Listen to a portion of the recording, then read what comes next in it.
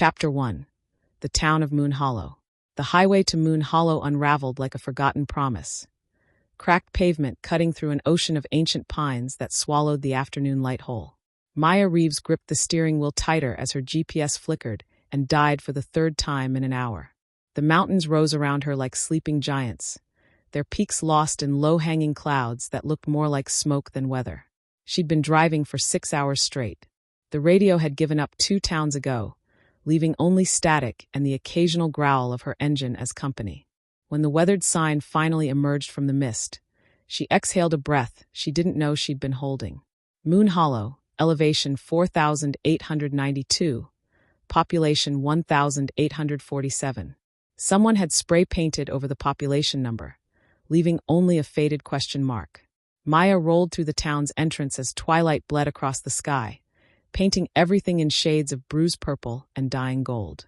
The main street looked like time had stopped somewhere in the early 2000s and never bothered to catch up. A handful of buildings lined the road. A general store with a sagging porch, a post office with bars on the windows, and a diner that glowed with the sickly amber light of old fluorescent bulbs. She pulled into the parking lot of Maggie's place, the diner's hand-painted sign barely legible. Through the fogged windows, she could see figures moving inside. Locals, probably, the kind who'd know if a stranger walked into their world. The air hit her first when she stepped out of the car. Cold, yes, but something else too. Something that made her skin prickle and her journalist instincts fire up. It smelled like rain and rust, like secrets buried deep. Inside, the diner was warmer but not welcoming. A handful of people sat scattered across the red vinyl booths. A couple of older women whispering over coffee. A man in a flannel shirt reading a newspaper dated 2 weeks ago. Conversation stuttered to a halt when the door chimed behind her. A waitress, 50-something, with steel-gray hair pulled into a bun and eyes that had seen too much, looked up from behind the counter. Her name tag read Maggie. "Coffee?" Maggie asked, already reaching for the pot. "Please." "Black." Maya slid onto a stool, dropping her bag beside her. Maggie poured in silence, her movements mechanical. "You lost. Just passing through," Maya lied smoothly. No point tipping her hand too early. Hum. Maggie didn't believe her. Not much to pass through for. Road dead ends about 10 miles north. Good to know. The coffee was bitter, burnt at the edges. Maya forced herself to take another sip. The clock on the wall ticked too loudly. Someone coughed. The older women had stopped whispering entirely, their eyes boring into Maya's back. She caught fragments of a conversation from the booth behind her. A man's voice, low and urgent. 3 nights in a row now. Sheriff won't do anything. Stay inside after dark, that's what I heard. Maya's pulse kicked up. There it is. The story that had brought her here. The disappearances. For people in 3 months, all vanished without a trace. The local police called them runaways or hiking accidents, but the pattern was too clean, too deliberate. Something was wrong in Moon Hollow, and Maya Reeves was going to find out what. The door swung open with a gust of wind that made the fluorescent lights flicker. The man who walked in didn't just enter the room, he owned it. Tall, broad-shouldered, moving with the kind of fluid grace that came from absolute confidence. His dark hair was damp from the mist outside, falling just past his collar. He wore a leather jacket that had seen better days, and his boots barely made a sound on the linoleum floor. But it was his eyes that stopped Maya cold. Silver. Not gray, not pale blue, silver, like moonlight trapped in glass. And they were looking straight at her. The diner went silent. Maggie didn't ask what he wanted. She just poured a mug of coffee and slid it across the counter to him, her hands shaking just slightly. The man picked up the mug but didn't drink. His gaze never left Maya's face, and she felt something coil tight in her chest. Not fear exactly, but recognition. Like her body knew something her brain hadn't caught up to yet. "You shouldn't be here," he said. His voice was low, rough, the kind that carried weight. Maya arched an eyebrow, refusing to look away. "That's a hell of a greeting. It's a warning. I don't take warnings well." Something flickered in his expression. Amusement, maybe, or irritation. "Then you're going to have a problem. I've had worse." His jaw tightened. For a long moment, neither of them moved. The air between them felt charged, electric, like the split second before lightning strikes. Then he tossed a few bills on the counter and turned toward the door. "Wait," Maya started, but he was already gone, the door swinging shut behind him. Maggie let out a breath like she'd been holding it. You should listen to him. Who is he? The waitress hesitated, glancing toward the door as if afraid he might come back. Then quieter. Cale Thorne. He runs things around here. Runs things how? The way people like him do. Maggie picked up a rag and started wiping down the counter, her movements jerky. You seem like a smart girl. Don't go looking for trouble in Moon Hollow. Trouble here has teeth. Maya finished her coffee and dropped a 20 on the counter. Good thing I brought a pen. The cabin was worse than the photos had promised. It sat at the very edge of town, where the forest pressed in like a living thing. The porch sagged, the windows were cloudy with grime, and the lock on the front door stuck so badly Maya had to throw her shoulder into it twice before it gave way. Inside smelled like mildew and disuse. The furniture was a mismatched collection of thrift store rejects, and the fireplace looked like it hadn't been cleaned in a decade. But the Wi-Fi worked barely, and that was— Maya dropped her duffel on the sagging couch and pulled out her laptop. The files were already open. Police reports, missing persons cases, autopsy photos that had been lost, but not before she'd gotten copies. For victims. All locals. All last seen near the forest. The official report said animal attacks. Wolves, maybe a bear. But the wounds didn't match. Too precise. Too deliberate. And then there were the stories. The locals wouldn't talk about it outright, but she'd found posts on obscure forums, whispered legends about Moon Hollow passed down through generations, about something old living in the mountains, about people who weren't entirely people, about wolves that walked on two legs. Maya leaned back, rubbing her eyes. She didn't believe in fairy tales, but she believed in patterns, in evidence, in the kind of secrets people killed to keep. A sound cut through the silence, a howl distant and deep, rolling down from the mountains like thunder. She froze. It wasn't like the howls she'd heard in nature documentaries. This was different, richer, more complex, like a voice shaping words she couldn't quite understand. Maya stood and crossed to the window, pulling the curtain aside. The forest stretched endlessly into the dark, the trees swaying in a wind she couldn't feel. The moon hung low and heavy, not quite full but close. And there, just at the edge of the tree line, something moved. A shadow, too tall to be a wolf, too fluid to be a man. It stopped, turned, and looked straight at her cabin. Maya's breath caught. Her heart hammered against her ribs. Then the shadow was gone, melting back into the forest like it had never been there at all. She let the curtain fall, her hands trembling slightly. Behind her, the cabin settled with a creak. Maya Reeves had come to Moon Hollow looking for a story. She had a feeling the story was going to find her first. Chapter 2, The Eyes in the Dark. Maya woke to silence. Not the comfortable kind, the heavy, waiting kind. The kind that made you hold your breath without meaning to. Gray morning light filtered through the cabin's dirty windows, painting everything in washed-out shades. She'd barely slept. Every creak of the old wood, every whisper of wine through the pines had jerked her awake. Her body wound tight with an awareness she couldn't explain. She made coffee in the tiny kitchen, the ancient percolator sputtering and hissing like it resented being used. The brew came out thick and bitter, but at least it was hot. Maya wrapped her hands around the chipped mug and stared out the window at the forest. In daylight, it looked almost normal. Almost. Her phone buzzed on the counter. A text from her editor. Any leads yet? Network wants something by Friday. Maya grimaced. 3 days. She'd promised them a story about a small mountain town with a dark secret, the kind of investigative piece that won awards and got picked up by the national outlets. What she had so far was a creepy diner, a cryptic warning from a man with silver eyes, and her own overactive imagination. Not exactly Pulitzer material. She needed to talk to people. Get them to open up.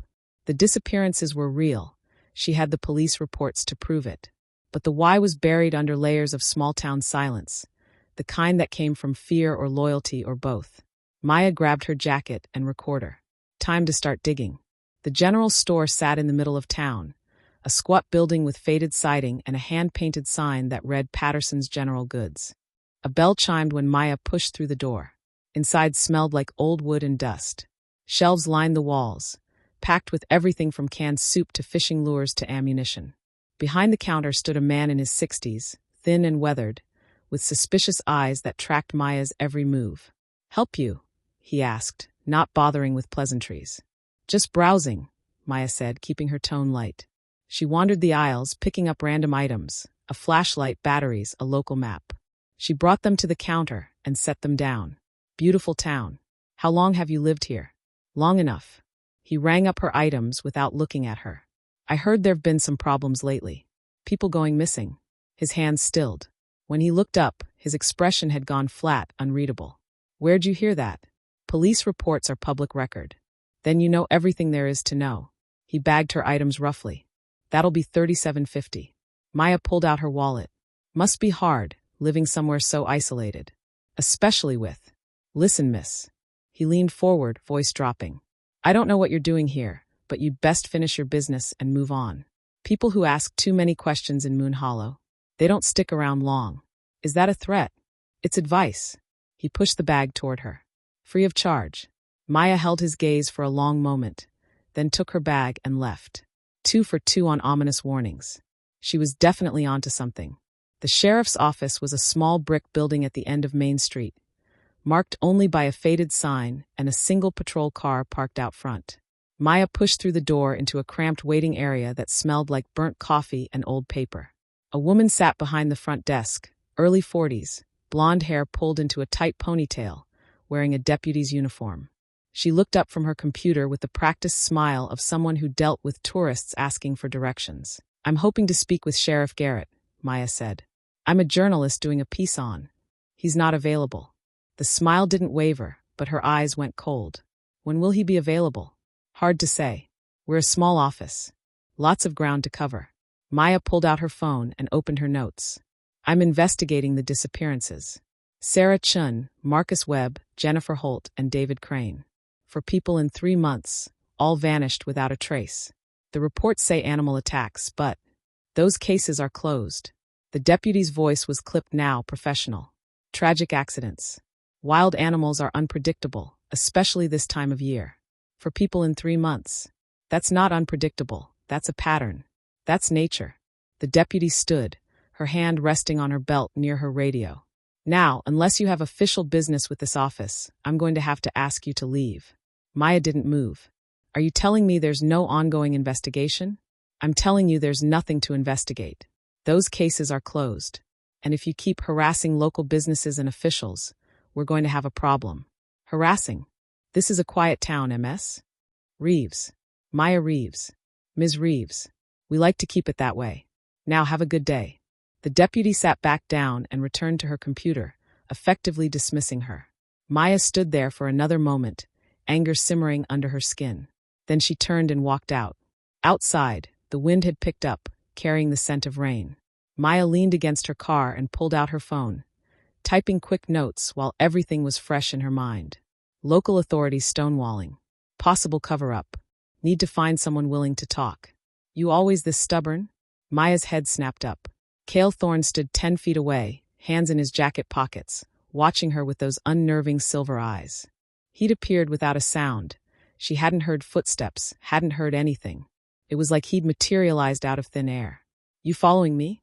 Maya asked, straightening. You're not exactly being subtle. He moved closer, his presence somehow both threatening and magnetic. Up close, she could see the sharp angles of his face, the scar that cut through his left eyebrow. The way he held himself like violence was always just beneath the surface. Asking questions at the general store, bothering the sheriff's office. You're making people nervous. Good. Nervous people tell the truth.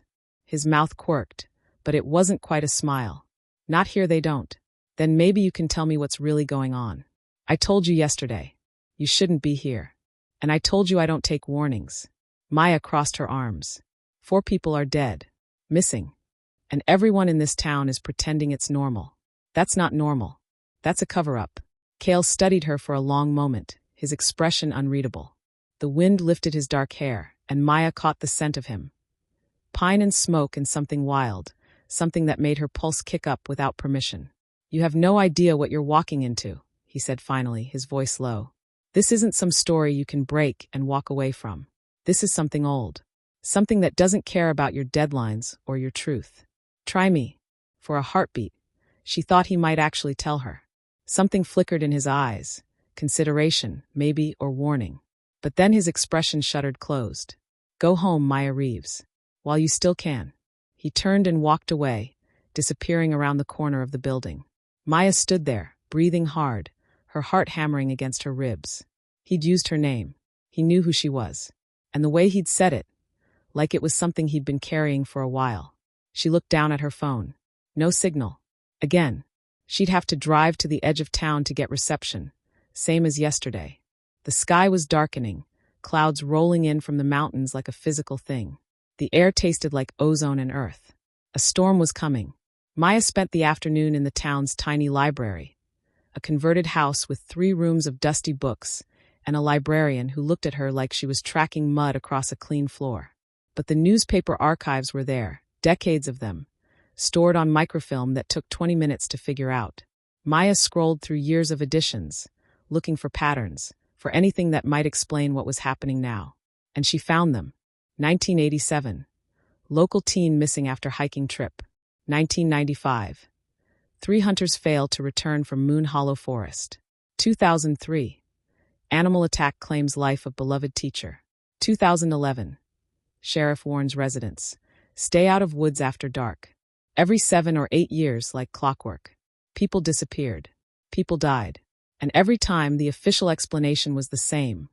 Wild animals, tragic accidents, nothing to see here. But in the older articles, buried in the back pages, Maya found something else. Interviews with survivors, witnesses who'd seen something in the woods. Something that wasn't quite animal, wasn't quite human. Its eyes glowed in the dark, one account read. Like silver coins catching the light. Silver eyes. Like kale thorns. Maya sat back, her mind racing. It was impossible. Ridiculous. But the pattern was there, undeniable. She pulled out her phone and took pictures of every relevant article. Her hands The library closed at 5. Maya stepped out into a town that had gone quiet, windows glowing with warm light, streets empty. The storm had arrived, rain falling in sheets, thunder rolling through the mountains like drums. She ran to her car, already soaked by the time she got the door open. The engine turned over with a reluctant cough. The drive back to the cabin took twice as long, the road slick and treacherous, visibility almost zero. Maya's headlights cut through the rain, illuminating nothing but water and darkness. When she finally pulled up to the cabin, every light inside was on.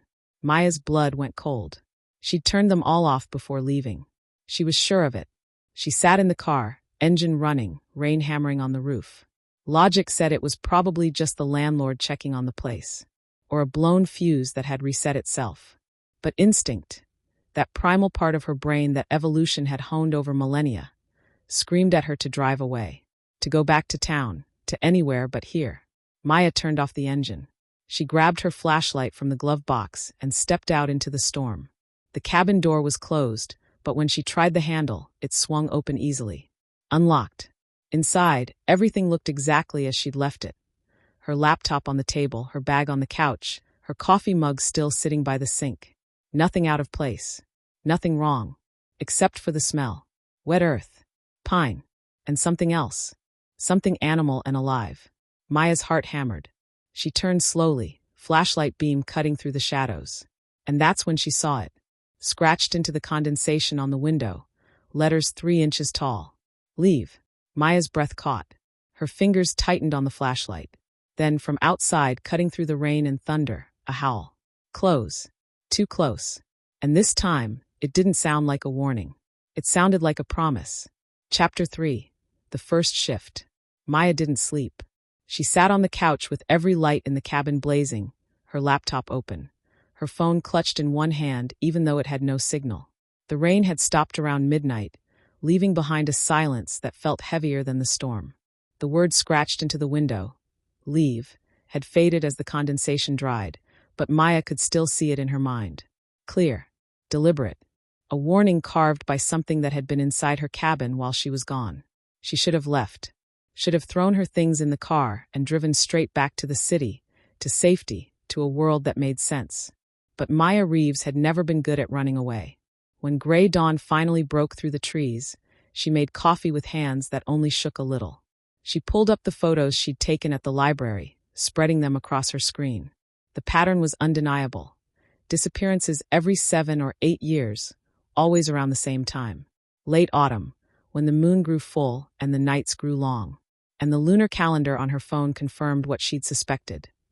The full moon was 3 days away. Maya closed her laptop and stared out the window at the forest. Somewhere in those trees was the truth. Something the town had been hiding for decades, maybe longer. Something that had killed 4 people in 3 months. Something that knew she was here. Her phone buzzed. A text from her editor, somehow pushed through despite the terrible signal. Friday deadline. Need something concrete or we're pulling the story. Maya typed back. I'm close. Give me 2 more days. The response came immediately. You have until Friday. Make it count. She had 48 hours.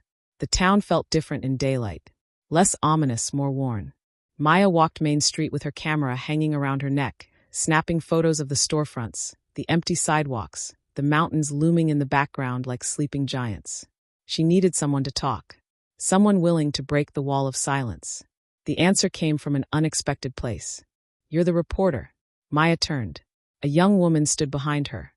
Early 20s, with dark curly hair pulled into a messy bun and green eyes that looked tired, haunted. She wore a waitress uniform from the diner and held a cigarette between shaking fingers. I am, Maya said carefully. Maya Reeves. I know. Whole town's talking about you. The woman took a drag, exhaled smoke into the cold air. I'm Iris. I worked with Sarah Chen. Before she disappeared. Iris nodded, her jaw tight. They're lying to you. The sheriff, Maggie, all of them. Sarah didn't get killed by some animal. Maya's pulse quickened. What happened to her? Iris glanced around, nervous, like she expected someone to be watching. Not here. Meet me tonight. Old lumber mill, north end of town. Midnight. Why midnight? Because that's when they're all gathered. When it's safe to talk. Iris dropped her cigarette and crushed it under her heel. Don't tell anyone you're meeting me. And don't be late. After midnight, the woods aren't safe for anyone. Before Maya could ask what that meant, Iris turned and hurried away, disappearing around the corner. Maya stood there, adrenaline singing through her veins. Finally.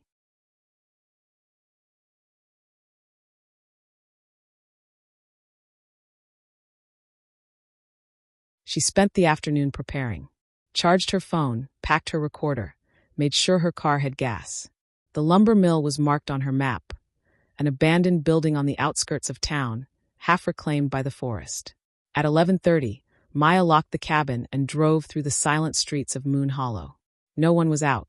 Every window was dark, curtains drawn tight. The town looked abandoned. The lumber mill appeared out of the darkness like a skeleton, rusted metal beams, collapsed walls, shattered windows that reflected her headlights like broken eyes. Maya parked and killed the engine, the sudden silence pressing in on her. She checked her phone, 11:47, 13 minutes early. Maya grabbed her flashlight and recorder and stepped out of the car.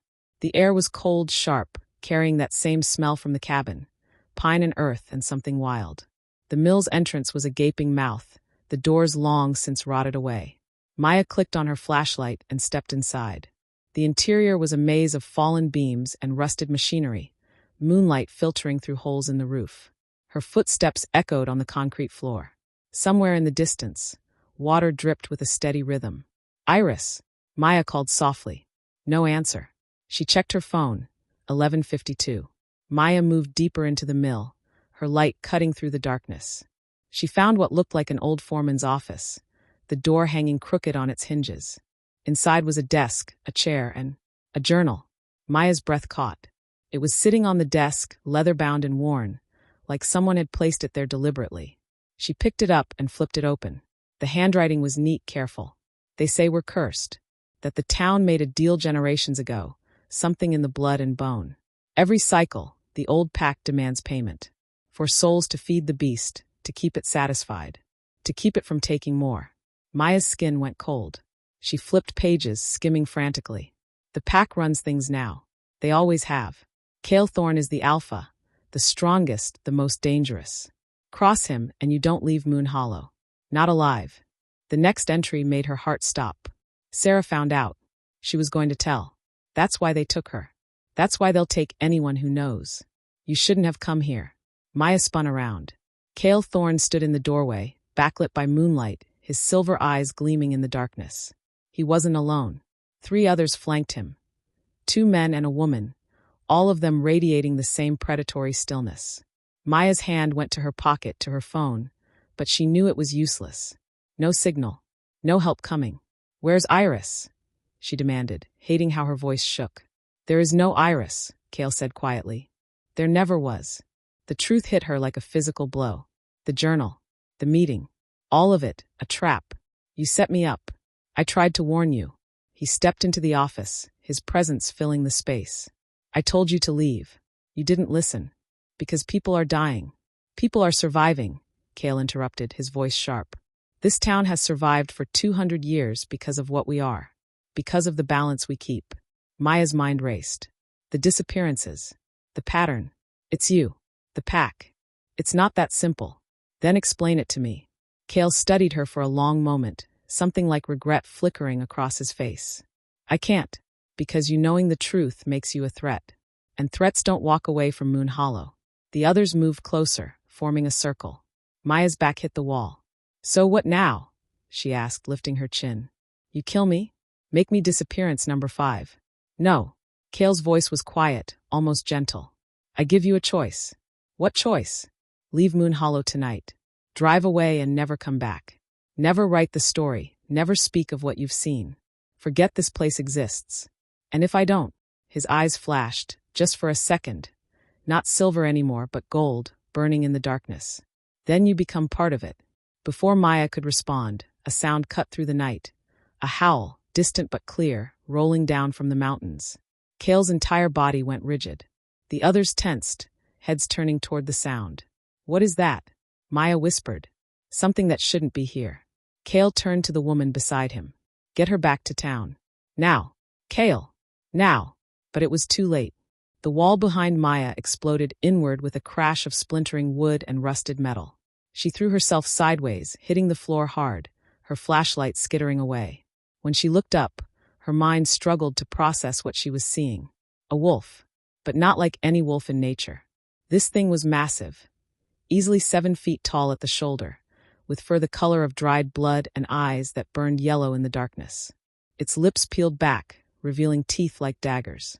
And it was looking straight at her. Cale moved faster than anything human should move. One moment he was across the room. The next he was between Maya and the creature, his body already changing, bones cracking, muscles rippling, skin splitting to reveal fur and fong. The transformation took less than 3 seconds. Where Cale Thorne had stood, there was now a wolf. Midnight black, massive, with silver eyes that still held something distinctly human. Distinctly him. He lunged at the red wolf with a snarl that shook the walls. The 2 creatures collided in a blur of fur and teeth and violence. The others shifted too, their transformations just as impossible, just as real. The office exploded into chaos, snarling, snapping, the scent of blood and wild things filling the air. Maya scrambled backward, her mind fracturing. Not real. This isn't real. But it was. The black wolf, Cale, drove the red one back, jaws clamped around its throat. The creature twisted, claws raking deep furrows across his side. Blood splattered the concrete. And then the red wolf's eyes found Maya again. It broke away from Cale and lunged. Maya didn't think. She grabbed a piece of broken metal pipe and swung with everything she had. The pipe connected with the creature's skull with a sickening crack. The wolf stumbled, shook its head, and Cale hit it like a freight train, driving it through the wall and out into the night. The sounds of the fight faded into the forest, snarls and howls echoing through the trees. Maya sat on the cold floor, shaking, the pipe still clutched in her hands. The woman who'd been with Cale, now human again, wearing torn clothes and bleeding from a dozen scratches, knelt beside her. "You okay?" Maya laughed, a high, broken sound. "What the hell was that?" "A rogue. Something that's not supposed to exist anymore." The woman helped her to her feet. "Come on. We need to get you somewhere safe." "Safe? There's nowhere safe." A howl cut through her words. Different from before. Triumphant. The woman's expression darkened. "He killed it. Cale. He's the alpha. It's what he does." She steered Maya toward the exit. "But there'll be more. And next time, we might not get there in time." They emerged into the night. The other pack members were gathering, some still shifting back to human form, all of them bleeding, all of them watching Maya with expressions she couldn't read. And then Kale appeared from the tree line. Human again, covered in blood. Some his, some not. His shirt was in shreds, revealing the claw marks across his ribs that were already healing, the wounds knitting together with impossible speed. He walked straight to Maya. "You should be dead," he said flatly. "You're welcome," Maya shot back, her voice shaking. Something flickered in his eyes, surprise, maybe, or respect. "You hit it." Seemed like the thing to do. For a long moment, they just stared at each other. Then Kale's expression hardened. "The choice is off the table. You've seen too much. You're not leaving Moon Hollow. You can't. I'm the alpha of this territory. I can do whatever I want." He stepped closer, and Maya's breath caught at the intensity in his eyes. "You're staying. Under pack protection. Until we figure out what to do with you. I'm not your prisoner. No." His voice dropped, rough and dangerous. "You're something much more complicated than that." And as Maya stood there, surrounded by wolves who wore human skin, she realized the story she'd been chasing had just become her life.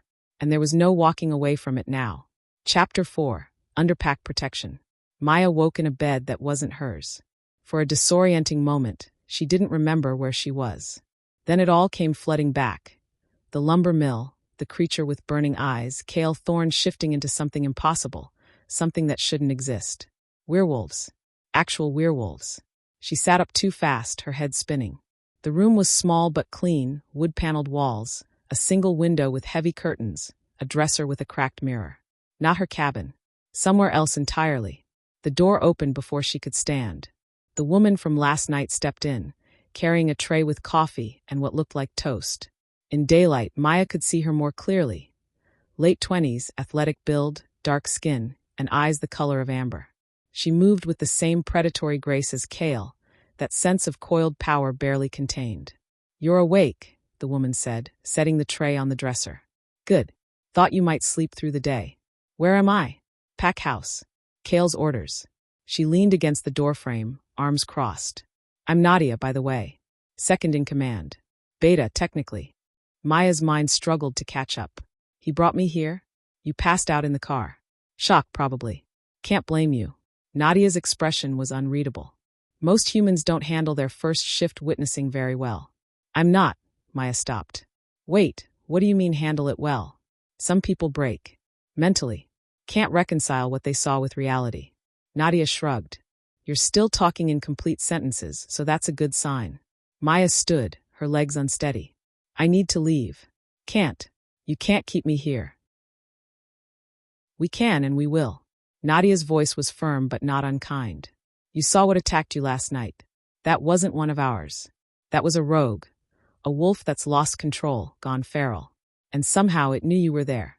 Knew you were investigating us." Maya's blood went cold. "What are you saying?" "I'm saying someone sent it after you. Which means you're not safe alone." Nadia pushed off the doorframe. "Eat. Shower. Kale wants to see you in an hour." "And if I refuse?" Nadia's smile didn't reach her eyes. "Then I'll drag you to his office myself." "Your choice." She left, closing the door behind her with a soft click. Maya stood there for a long moment, her mind racing.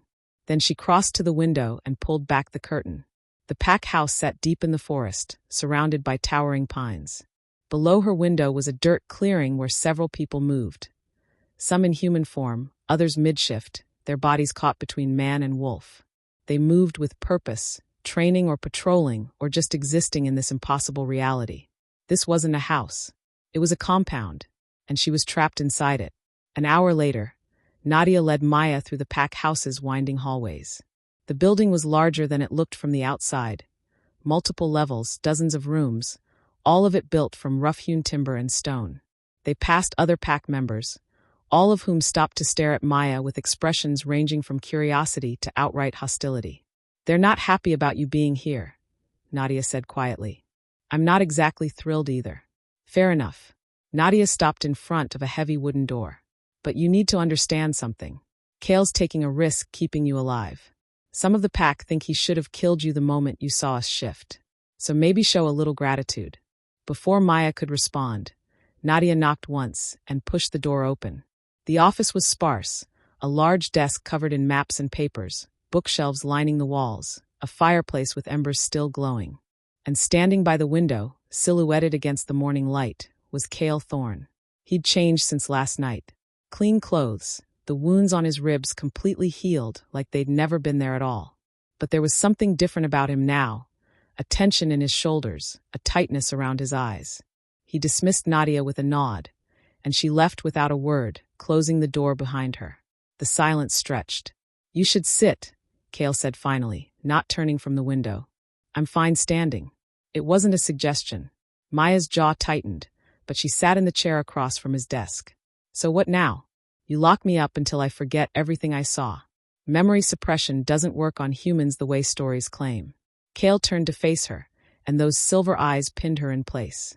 "You'll remember, which means you're a liability. Then why not kill me?" The question hung in the air. Cale moved to his desk, bracing his hands on the surface. "Because you saved my life last night." Maya blinked. "What?" "The rogue would have torn out my throat if you hadn't hit it. Distracted it long enough for me to recover." His expression was unreadable. "Humans don't do that. They run. But you fought." "I was terrified. So was everyone else. But they're trained for it. You're not." He sat down, studying her with an intensity that made her want to look away. "Who are you, Maya Reeves?" "You know who I am. Journalist. 32. Based out of Portland. I write investigative pieces for." "I know your resume." His voice was sharp. "I'm asking who you are. Why you came here. Why you're still asking questions even after everything you've seen." Maya met his gaze head-on. "Because 4 people are dead, and everyone's pretending it's normal. Because this town is hiding something, and hiding things gets people killed. Because that's what I do. I find the truth. The truth will get you killed here. Then maybe you should tell me what's really going on." Cale leaned back in his chair, something like amusement flickering across his face. "You don't give up, do you?" "Not really my style." He was quiet for a long moment, clearly weighing something. Then he sighed. "You want the truth? Fine. But once you know, there's no unknowing it. No going back to your normal life. I think that ship sailed when I watched you turn into a wolf." Despite everything, Cale's mouth quirked. Then his expression went serious. "Moon Hollow was founded by werewolves," he began. "Back in the 1800s, when our kind was being hunted to extinction.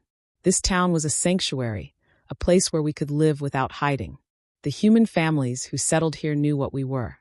They protected our secret in exchange for our protection. A deal. A pact. For nearly 200 years, it worked. But about 30 years ago, something changed. Wolves started going rogue, losing control of their transformations, turning feral. We don't know why. Some kind of corruption in the bloodline, maybe. Or something older waking up." Maya's mind raced, connecting pieces. The disappearances. Every 7 or 8 years. Cale nodded grimly. "When a wolf goes rogue, there's only one way to stop them. We hunt them down before they kill too many people. The ones who disappear, some of them were rogues we put down. Others were collateral damage. Sarah Chin, Marcus Webb. We're in the wrong place at the wrong time." His jaw tightened. "We try to protect the town, but we can't be everywhere. And lately, the rogues have been getting worse. More frequent, more violent. Like the one last night. That one was different. It was hunting you specifically, which means someone's controlling them. Someone's weaponizing rogues." The implications sent a chill down Maya's spine. "Who? If I knew that, they'd already be dead." Cale stood and moved to the map on the wall, a detailed layout of Moon Hollow and the surrounding mountains. Red pins marked locations across the territory. 5 rogue attacks in the last month, all clustered around the eastern ridge. Like something's drawing them there. Maya joined him at the map, her journalist instincts overriding her fear. "Have you investigated the area?" "We've tried. But every patrol we send comes back with the same story. There's something out there. Something old. Something that makes even my strongest wolves nervous." "What kind of something?" Cale's expression darkened. "The kind that's older than our pack. Older than this town. The kind we were told was just legend." Before Maya could ask what he meant, a knock sounded at the door. A young man stepped in, barely 20, with shaggy brown hair and nervous energy radiating off him. "Alpha, we've got a problem." Cale's entire demeanor shifted, going cold and dangerous. "What kind of problem?" "Another attack. On the south border. Tyler's patrol found a body." Maya's stomach dropped. "Who?" The young man's eyes flicked to her, then back to Cale. "One of ours. Jackson Reeve. He was found torn apart near Silver Creek." The room went silent. Kale's hands clenched into fists. When? An hour ago. Tyler's bringing him back now. Assemble the pack. War room. 10 minutes. Kale's voice was granite. The young man nodded and disappeared. Maya watched as Kale's carefully controlled mask cracked, just for a moment, revealing something raw beneath. Grief. Rage. Something that looked like guilt. You knew him, she said quietly. He was my cousin. Kale's voice was flat, empty. 23 years old. Just passed his alpha trials last month. I'm sorry. He looked at her then, really looked at her, and something passed between them. An understanding, maybe, or recognition. This is what I tried to protect you from. This is why you need to leave Moon Hollow. You said I couldn't leave. I changed my mind. Kale moved to his desk and pulled out a set of car keys. Take these. There's a truck in the garage. Drive to the highway and don't stop until you're 3 states away. Change your name. Forget you were ever here. Maya stared at the keys. Part of her, the sane, rational part, screamed at her to take them, to run. But another part, the part that had driven her into journalism, the part that couldn't let injustice stand, that part knew she couldn't leave. No, she said. Kale's eyes flashed. This isn't negotiable. Someone's weaponizing rogues to kill your pack. Someone murdered 4 people and made it look like animal attacks. Someone is targeting this town, and you don't know who or why. Maya stepped closer, holding his gaze. You need help, and I'm the only person here who can investigate without raising suspicion. You're human. You'll get killed. Maybe. Or maybe I'll find answers you can't. She crossed her arms. I'm good at what I do, Kale. Let me do it. For a long moment, he just stared at her. Then slowly he lowered the keys. You're insane. Probably. Something that might have been respect flickered in his eyes. If you do this, you follow my rules. You don't go anywhere without an escort. You don't investigate alone. And if I tell you to run, you run. Understood? Understood. Good. He moved past her toward the door, then paused. And Maya? Yeah, thank you. His voice was quiet, almost gentle. For staying. Then he was gone, leaving Maya alone in the office with the realization that she'd just volunteered to hunt a monster. And the scariest part was she meant it. Chapter 5. The Mate Bond. The war room was exactly what it sounded like. A large underground chamber carved from stone, lit by flickering torches and overhead lights that hummed with electricity. A massive table dominated the center, covered in maps, photographs, and reports written in tight, efficient handwriting. Maya stood in the corner, trying to make herself invisible as pack members filed in. There were more of them than she'd realized. At least 30 wolves, all of them radiating that same predatory energy. Some were young, barely out of their teens. Others were grizzled veterans with scars that told stories of old battles. All of them stopped to stare at her.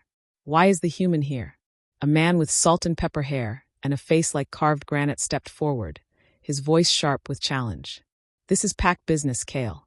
She's under my protection, Marcus. Kale stood at the head of the table, arms crossed, his presence commanding absolute attention, which makes her pack business. Protection. Marcus's lip curled. She's a liability. A witness. She should be. Careful. Kale's voice dropped to something dangerous. Finish that sentence, and we'll have a problem. The tension in the room spiked. Several wolves shifted their weight, ready to intervene. Marcus held Kale's gaze for a long moment, then looked away. Submission, Maya realized. The hierarchy asserting itself. Everyone sit, Kale ordered. They obeyed without question, filling the chairs around the table. Nadia appeared beside Maya, her presence somehow reassuring. Don't take it personally, she murmured. Marcus lost his son to a rogue 5 years ago. He doesn't trust easily. Can't blame him, Maya whispered back. Kale spread a map across the table. The same one from his office, now covered in more pins. Red for rogue attacks. Blue for pack territory. Black for the body found that morning. Jackson Reeve was killed sometime between midnight and dawn, Kale began, his voice cold and clinical. Tyler found him near Silver Creek, on the southern border. The wounds are consistent with a rogue attack, but there's something different. He pulled out a photograph. Maya glimpsed it from across the room and immediately wished she hadn't. The body torn apart, but arranged. Deliberate. This wasn't a feeding, Kale continued. This was a message. Someone's declaring war. Who? Someone asked. That's what we need to find out. Kale's silver eyes swept the room. We've been reactive for too long. waiting for attacks, responding to threats. That ends now. We go on the offensive. How? Nadia asked. We find the source. Track down whoever's creating these rogues and we end them. He pointed to the cluster of red pins on the eastern ridge. Every attack has originated from this area. Tomorrow night, I'm taking a team into the mountains. We find their nest, we burn it to the ground. Tomorrow's the full moon, Marcus said quietly. Our wolves will be strongest, but so will theirs. Which is why we strike first. Kale's jaw was set. I want volunteer scouts to map the eastern ridge tonight. Full patrol on all borders. Double watches. No one travels alone. He continued laying out the plan, tactics, formations, contingencies. Maya listened, fascinated despite herself. This wasn't just a pack. It was a military unit, disciplined and deadly. What about the human? Marcus asked, his eyes finding Maya again. Where does she fit in all this? Every head turned to look at her. Kale's expression was unreadable. Maya's investigating the disappearances from a human angle. She'll help us identify any connections we've missed, victims, patterns, anything that might lead us to who's behind this. And you trust her? Marcus's tone made it clear what he thought of that idea. I do. The words landed with weight. Several pack members exchanged glances, something passing between them that Maya didn't understand. Then it's settled, Nadia said quickly, breaking the tension. We prep tonight, strike tomorrow. Kale nodded. Dismissed. Marcus, Nadia, stay. I need to go over the patrol routes. The room emptied slowly, wolves filing out in small groups. Some cast curious glances at Maya. Others looked openly hostile.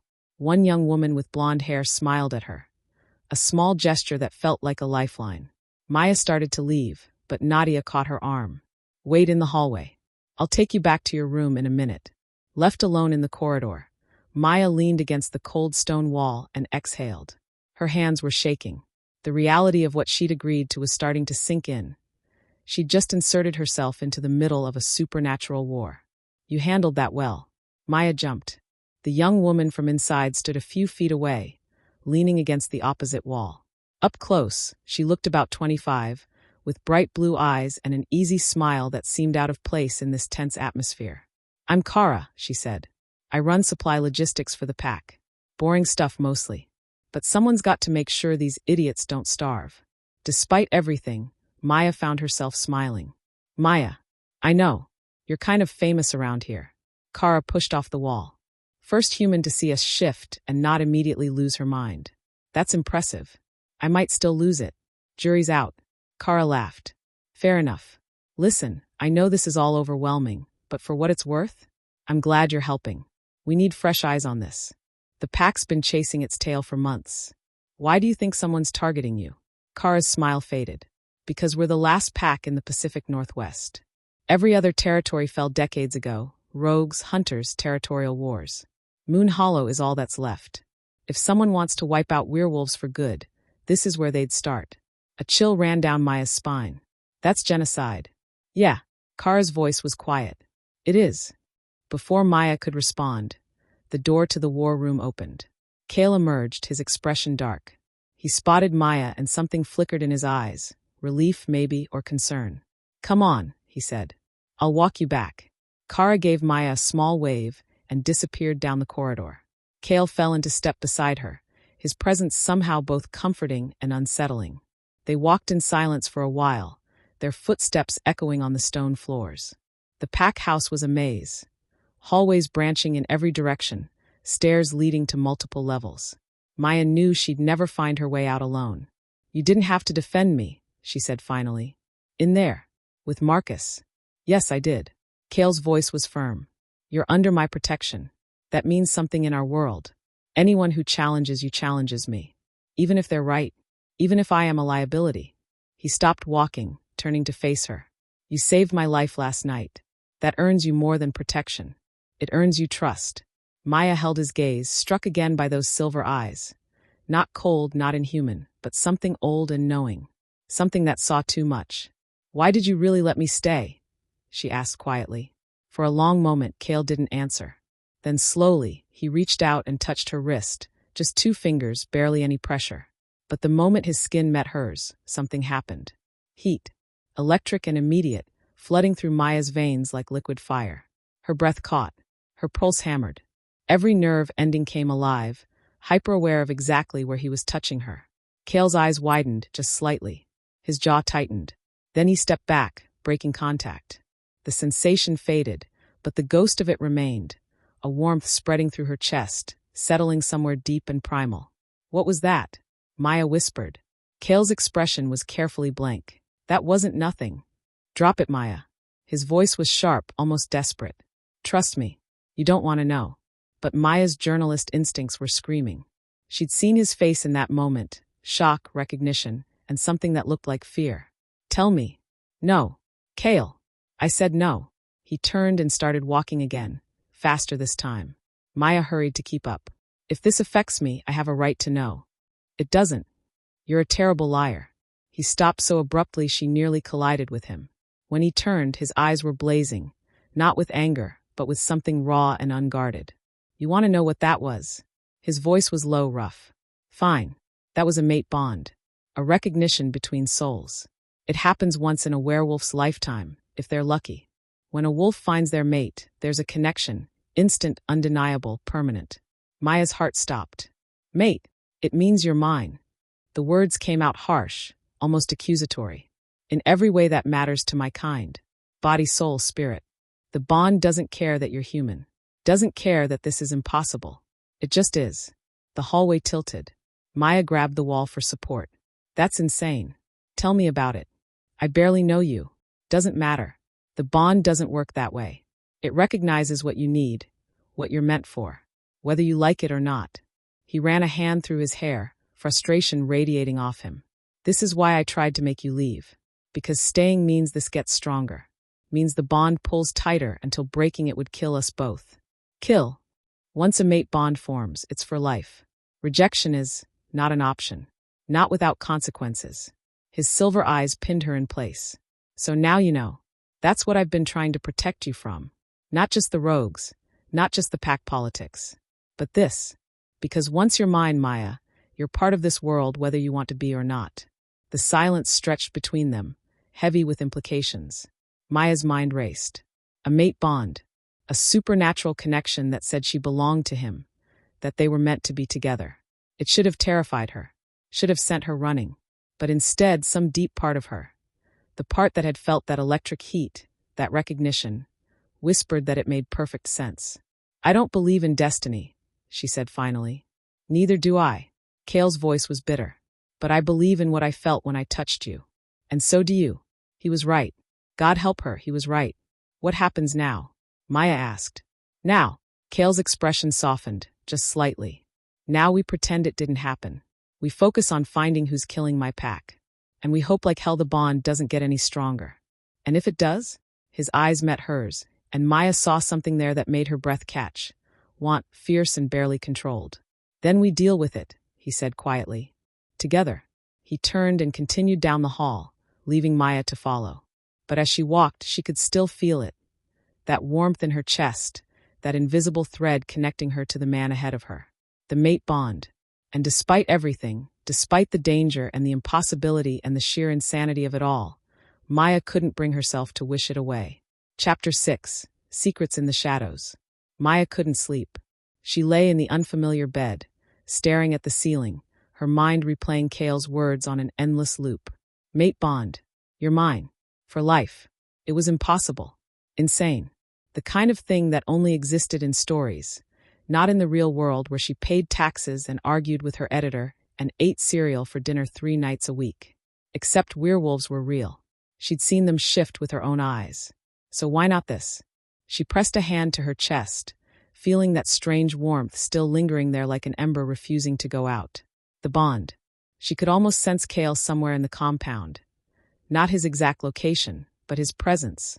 Like a compass needle pointing north. It should have scared her. Instead, it felt like coming home. God, I'm losing my mind, Maya muttered, throwing off the blanket. She padded to the window and looked out at the compound below. Even at 2 a.m, wolves moved through the shadows, patrol shifts changing, sentries watching the tree line. The pack never truly slept. A knock at the door made her jump. It's me, Nadia's voice came through. You awake? Maya opened the door to find the beta holding 2 steaming mugs. Couldn't sleep either? Full moon's tomorrow. No one sleeps before a full moon. Nadia handed her a mug, herbal tea by the smell of it. Mind if I come in? Sure. They sat on the edge of the bed, sipping tea in comfortable silence. Maya studied Nadia in the dim light. The way she held herself with quiet confidence, the scars visible on her arms, the weight of responsibility in her eyes. How long have you been beta? Maya asked. 5 years. Longest anyone's held the position since Kale became alpha. Nadia's smile was wry. Most people can't handle being second to someone like him. The power, the responsibility. The constant challenges. Challenges. Pack law. Any wolf can challenge the alpha for leadership. Usually ends in death. Either the alphas or the challengers. Nadia took a sip of tea. Kale's fought off 17 challenges in the 10 years he's been alpha. 17 wolves who thought they could take him down. Maya's chest tightened. And they all died. Every one. Nadia's voice was matter of fact. That's what it means to be alpha. You're the strongest, the most ruthless.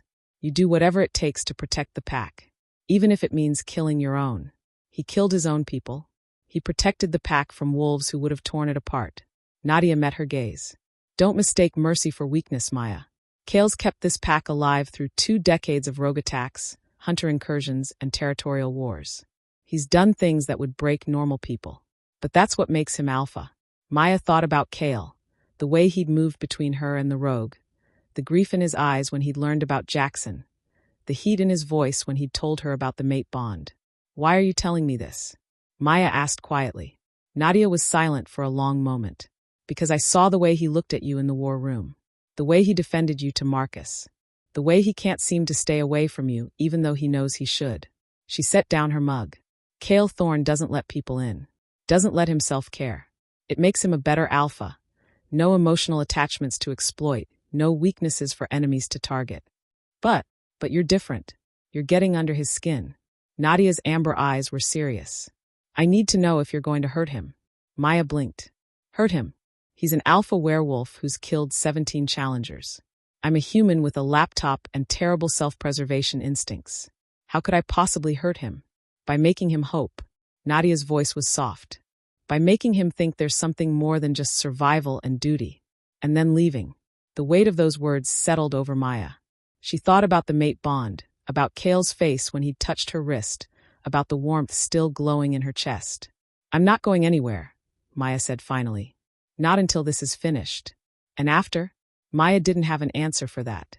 Nadia studied her for another moment, then nodded. Fair enough. She stood, heading for the door. Get some rest. Tomorrow's going to be brutal. Nadia. The beta paused. Thank you, Maya said. For caring about him. Something that might have been approval flickered across Nadia's face. That's what a pack does. We take care of our own. Then she was gone, leaving Maya alone with her thoughts and the ghost of warmth in her chest. Morning came too fast. Maya woke to find fresh clothes laid out on the dresser. Jeans, a thermal shirt, and a jacket that looked like it would actually fit. There was also a note in sharp, efficient handwriting. War Council at 0900. Breakfast in the main hall. Don't be late. N. Maya dressed quickly and followed the sounds of voices and clattering dishes to what must be the main hall. It was a massive room with vaulted ceilings, long wooden tables, and a kitchen visible through an open doorway. At least 50 people filled the space, eating, talking, preparing for whatever was coming. Kara waved from a table near the back. Maya grabbed a plate of eggs and toast and slid onto the bench beside her. Sleep okay? Kara asked. Barely. Yeah, no one does before a full moon. The pull is too strong. Kara gestured at the room. You're seeing the pack at full strength for the first time. We've got branches scattered across the territory, but tonight everyone comes home. Safety in numbers. Maya scanned the faces around her. Young and old, scarred and whole, all of them radiating that same otherworldly energy. How many of you are there? In Moon Hollow? About 90 active wolves. Maybe 20 elders who don't shift anymore. And then there's the human families who know about us. Another 100 or so. Kara's expression grew somber. Used to be twice that number. Before the rogues started. I'm sorry. Don't be sorry. Help us end it. Kara pushed her plate away. So what's the plan? Kale said you're investigating. Maya pulled out her phone, opening the notes she'd compiled. The disappearances follow a pattern. All of them happened within a week of the full moon, all within a 5-mile radius of the eastern ridge. If I can interview the families, find out if there's a common thread. You think the victims knew each other? Or knew something? Saw something? Maya looked up. For people don't vanish randomly. There has to be a connection. Makes sense. Kara glanced around, then lowered her voice. But you should know, some of those families won't talk to you. They blame the pack for not protecting their loved ones. There's resentment. Can you blame them? No, but it makes your job harder. Kara hesitated. There's someone you should talk to, though. Elena Crane. David Crane's mother. He was the last victim before the attacks escalated. She's been asking questions, demanding answers. If anyone would help you, it's her. Maya made a note. Where can I find her? She runs the bookstore on Main Street. But Maya, Kara's expression was serious. Be careful. Elena's grief has made her unpredictable. And she's got connections in town. If she decides you're the enemy, I'll handle it. Kara didn't look convinced, but she nodded. The rest of breakfast passed quickly. Maya found herself watching Cale across the room. He stood at the head of the main table, deep in conversation with Marcus and 2 other wolves she didn't recognize. Even from a distance, she could feel that pull, that awareness of exactly where he was. As if sensing her gaze, Cale looked up. Their eyes met across the crowded hall. For a moment, everything else faded. The noise, the people, the danger. There was only him and that invisible thread connecting them, pulling tighter with each passing second. Then Marcus said something, and Cale looked away, but not before Maya saw the conflict on his face. He felt it too. The bond. The pull. And he was fighting it just as hard as she was. The bookstore was a narrow building wedged between a hardware store and an empty lot, its sign faded and peeling. Maya pushed through the door, a bell chiming overhead. Inside smelled like old paper and vanilla candles. Shelves packed with books lined every wall, and a counter sat at the back where a woman in her 50s looked up from a ledger. Elena Crane had the kind of face that had once been beautiful but had been carved hollow by grief. Her dark hair was streaked with gray, pulled back in a severe bun, and her eyes were the color of storm clouds. We're closed, she said flatly. Mrs. Crane, my name is Maya Reeves. I'm investigating the disappearances. Are you a cop? No, I'm a journalist. Elena's expression hardened. Then I really have nothing to say to you. Please. I know you lost your son. I know the official story doesn't make sense. Maya stepped closer, keeping her voice gentle. I'm not here to exploit your grief. I'm here because I think someone's covering up what really happened. And I want to find the truth. Elena stared at her for a long moment. Then slowly she closed the ledger. You're staying at the pack house. It wasn't a question. Maya's blood ran cold. How did you? Everyone knows. Small town. People talk. Elena's voice was bitter. You think Cale Thorne is going to help you? You think any of them will? They're the reason David is dead. What do you mean? My son was 28 years old. He hiked that forest his entire life. Knew every trail, every landmark. Elena's hands clenched. The wolves say he was attacked by a rogue. But David wasn't stupid. He wouldn't have gone near the eastern ridge. Not after the warnings. Maya's pulse quickened. You think someone forced him there? I think someone wanted him dead. And I think the pack knows more than they're saying. Elena pulled out a box from beneath the counter and set it on the surface. This is everything I found in David's apartment after he died. The police didn't want it. Said it wasn't relevant. Inside the box were papers, photographs, and a journal. Maya carefully pulled out the journal and flipped it open. The handwriting was messy, frantic. They're lying. All of them. The attacks aren't random. I've mapped the pattern. Every victim had been asking questions about the old stories, about what happened 50 years ago. Someone doesn't want the past uncovered. Maya's heart hammered. What past? Elena's expression was grim. 50 years ago, there was a massacre. Half the pack died in one night. The official story was a rogue attack, but the survivors never talked about it. Refused to explain. Just buried their dead and moved on. And David was investigating this? He was obsessed with it. Said he'd found evidence, documents, testimonies from elders who were there. He was going to write an article, expose the truth. Elena's voice broke. 2 days before he was supposed to meet with his source, he disappeared. Maya's mind raced, pieces clicking into place. Do you know who his source was? No. He wouldn't tell me. Said it was too dangerous. Elena looked at Maya with eyes full of desperate hope. But if you're really investigating, if you're really going to find out what happened, then take the journal. Use it. Find whoever killed my son.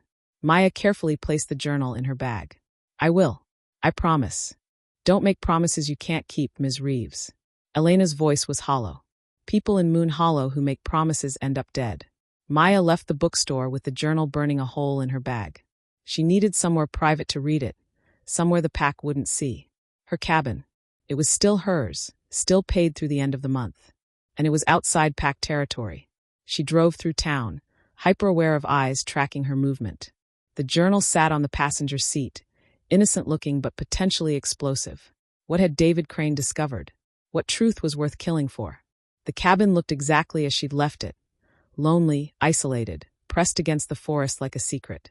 Maya parked and grabbed the journal, her instincts screaming that she was walking into something dangerous. But she'd never been good at listening to her instincts. Inside, she spread the journal across the table and started reading. David had been thorough.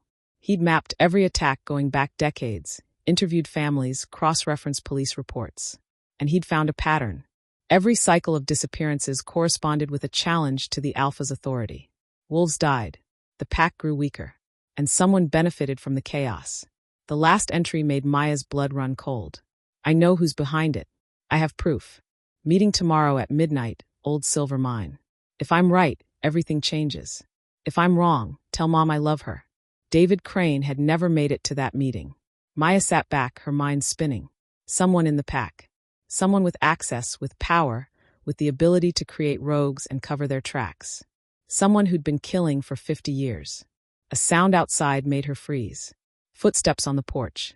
Slow. Deliberate. Maya's hand went to her phone, but there was no signal. Of course not. The door handle turned. Maya grabbed a kitchen knife and pressed herself against the wall. The door swung open. Cale Thorne stood in the doorway, his silver eyes finding her immediately. Put down the knife, Maya. She didn't. How did you know I was here? The bond. His voice was tight. I can feel you. Know when you're in danger. I'm not. You left pack territory without an escort. With information someone's already killed to protect. He stepped inside, closing the door behind him. That's the definition of danger. Maya lowered the knife. I found something. About David Crane. About what he was investigating. I know. Nadia told me you went to see Elena. Cale's jaw was tight. What did she give you? Maya hesitated. Cale was Alpha. If someone in the pack was behind the killings, could she trust him? But the bond whispered yes. Whispered always. She handed him the journal. Cale read in silence, his expression growing darker with each page. When he reached the final entry, his hands clenched around the leather cover. Someone in my pack, he said quietly. Someone I've trusted. Eaten with. Fought beside. We don't know that for sure. Yes, we do. His eyes met hers, blazing with fury. This is why they're targeting you. Because you're asking the same questions David did. Because you're getting too close to the truth. Then we use that. We set a trap. No. The word was absolute. You're going back to the pack house, and you're staying there until this is over. Like hell I am. Maya. He crossed the space between them in 2 strides, his hands gripping her shoulders. The contact sent that electric heat through her again, stronger this time. I can't lose you.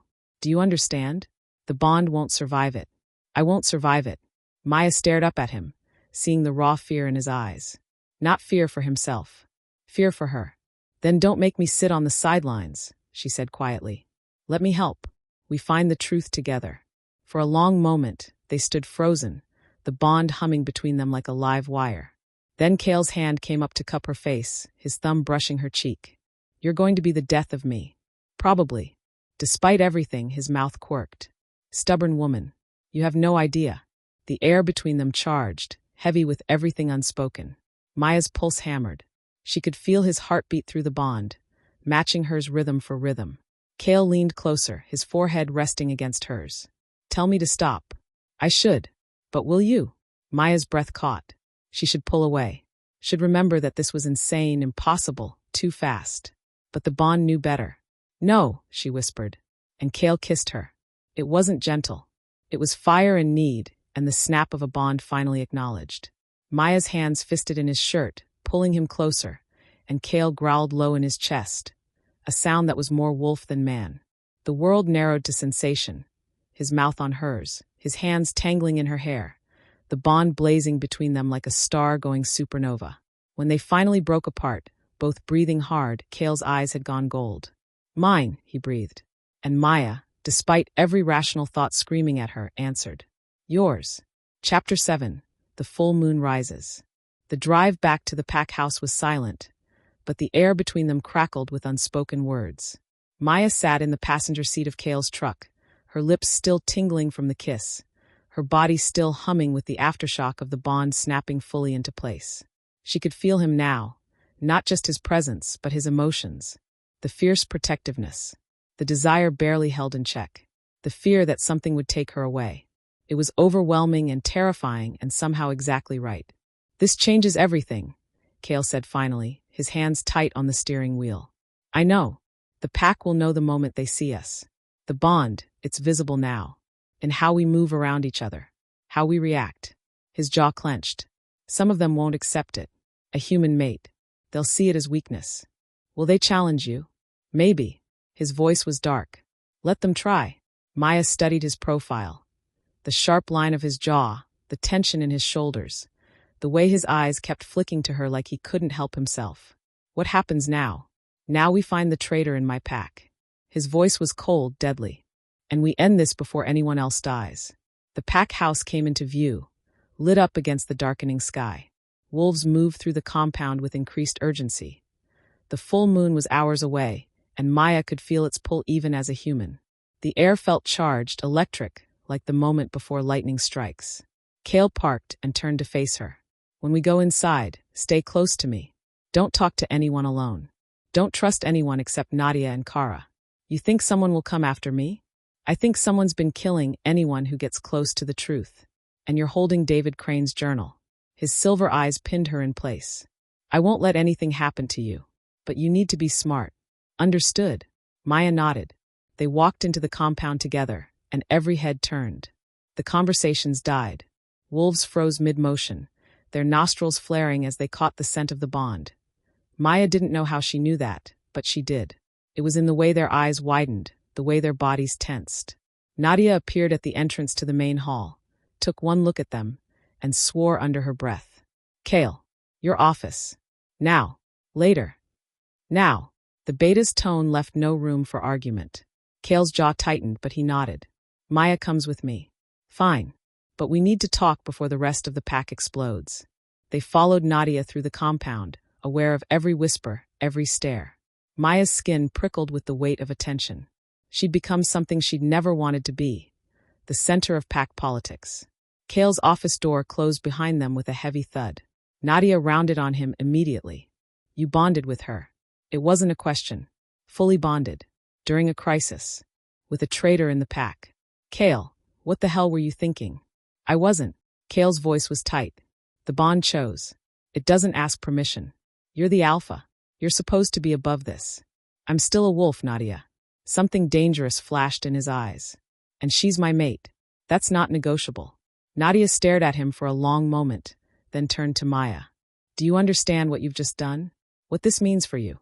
"I'm starting to," Maya said quietly. "You're not just under pack protection anymore. You're the alpha's mate. That makes you Luna, second only to Cale in authority. Every wolf in this territory will answer to you. And anyone who wants to hurt Cale will come for you first." The weight of it settled over Maya like a physical thing. "I didn't ask for this. None of us ask for what we are." Nadia's voice softened slightly. "But that doesn't change reality. The bond is complete. You're packed now, whether you're ready or not." A knock at the door interrupted them. Kara stuck her head in, her expression urgent. "Cale, we have a problem. Marcus is calling for an emergency council. He's claiming the bond is a distraction, that you're compromised. He wants a vote of confidence." Cale's eyes flashed gold. "He's challenging my authority. Not directly, but he's planting seeds. Getting the older wolves worked up." Kara glanced at Maya apologetically. "They're saying a human mate makes us vulnerable. That you're choosing her over the pack's safety." "That's not true," Maya started. "Doesn't matter if it's true," Nadia cut in. "What matters is if they believe it. Marcus has been waiting for an opening like this. He's never forgiven you for killing his son." "His son challenged me," Cale said coldly. He made his choice. And Marcus wants revenge. He's been biding his time, gathering support. This bond gives him the ammunition he needs. Nadia looked at Kale. You need to shut this down before it becomes a full rebellion. Kale was silent for a moment, his mind clearly working. Then he nodded. Call the council. We meet in the war room in 1 hour. I'll address this directly. Kale. I said call it, Nadia. His voice was absolute alpha. And spread the word. Anyone who has a problem with my mate can say it to my face. Or they can leave my territory. Nadia held his gaze, then nodded. Your funeral. She left, Kara trailing behind her. The door closed, leaving Maya and Kale alone. This is my fault, Maya said quietly. I should have left when you told me to. Now I'm causing problems. Stop.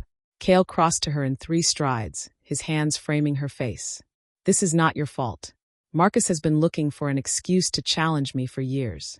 If it wasn't you, it would be something else. But nothing. His thumbs brushed her cheekbones, and Maya felt the bond pulse between them. You're my mate. That means you stand beside me, no matter what. And anyone who can't accept that can answer to me. Maya searched his eyes. You'd fight your own pack for me? I'd burn the world for you.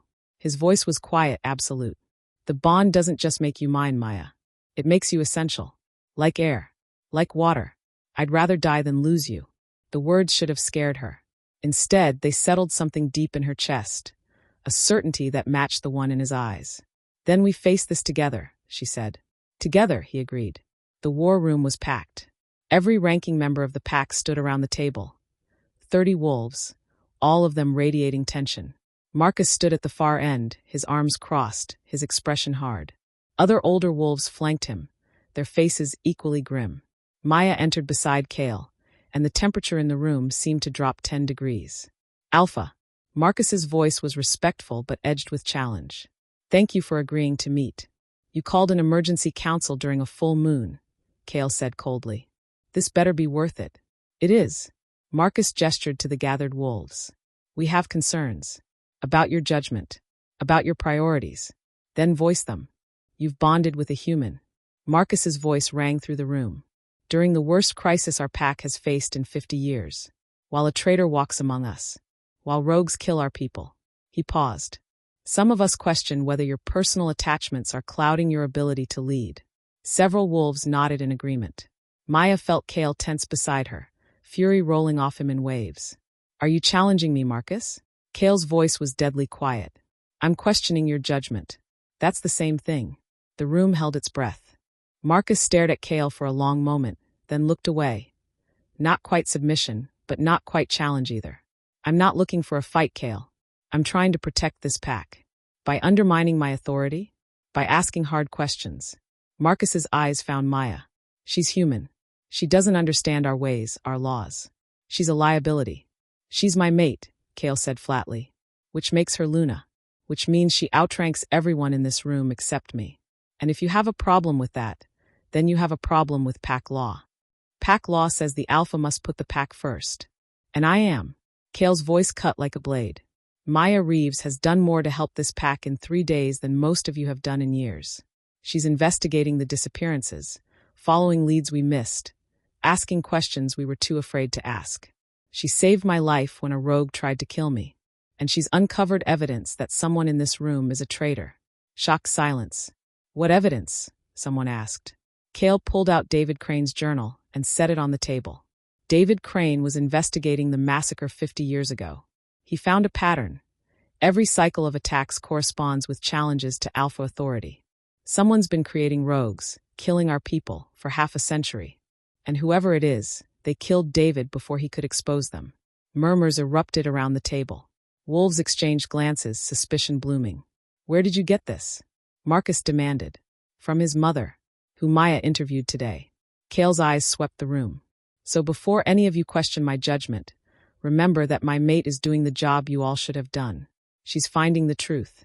And if that makes her a liability, then you're all complicit in our people's deaths. The words landed like a bomb. Marcus's face had gone pale. You think one of us? I think someone with access and authority has been manipulating this pack for decades. I think they're responsible for the rogues, the attacks, the disappearances. And I think they're watching us right now, waiting to strike again. Kale's voice was cold. So here's what's going to happen. We're locking down the compound for the full moon. No one leaves. No one operates alone. And we're going to find the traitor before they kill anyone else. And if we refuse, Marcus asked quietly, then you leave my territory. Tonight. And you never come back. The ultimatum hung in the air. One by one, the wolves bowed their heads. Acceptance, submission. Even Marcus, after a long moment, nodded. Good. Kale's eyes blazed gold. Now get out. All of you. I have a pack to protect. They filed out silently, leaving only Maya, Kale, and Nadia. That was risky, Nadia said quietly. I know. Kale exhaled, some of the tension leaving his shoulders. But it bought us time. And it put everyone on notice. The traitor knows we're hunting them now. Which means they'll get desperate, Maya said. Desperate people make mistakes. Or they eliminate the threat. Nadia looked at Maya. You need to be careful. You're a target now more than ever. I can handle it. Can you? Nadia's voice was gentle but firm. Because when the full moon rises tonight, every wolf in this compound will be at their most primal. Their most dangerous. And some of them are going to blame you for the chaos. Maya looked at Kale. What does the full moon do? It amplifies everything, he said quietly. Strength, speed, instincts. And emotions. Rage. Desire. Fear. His eyes met hers.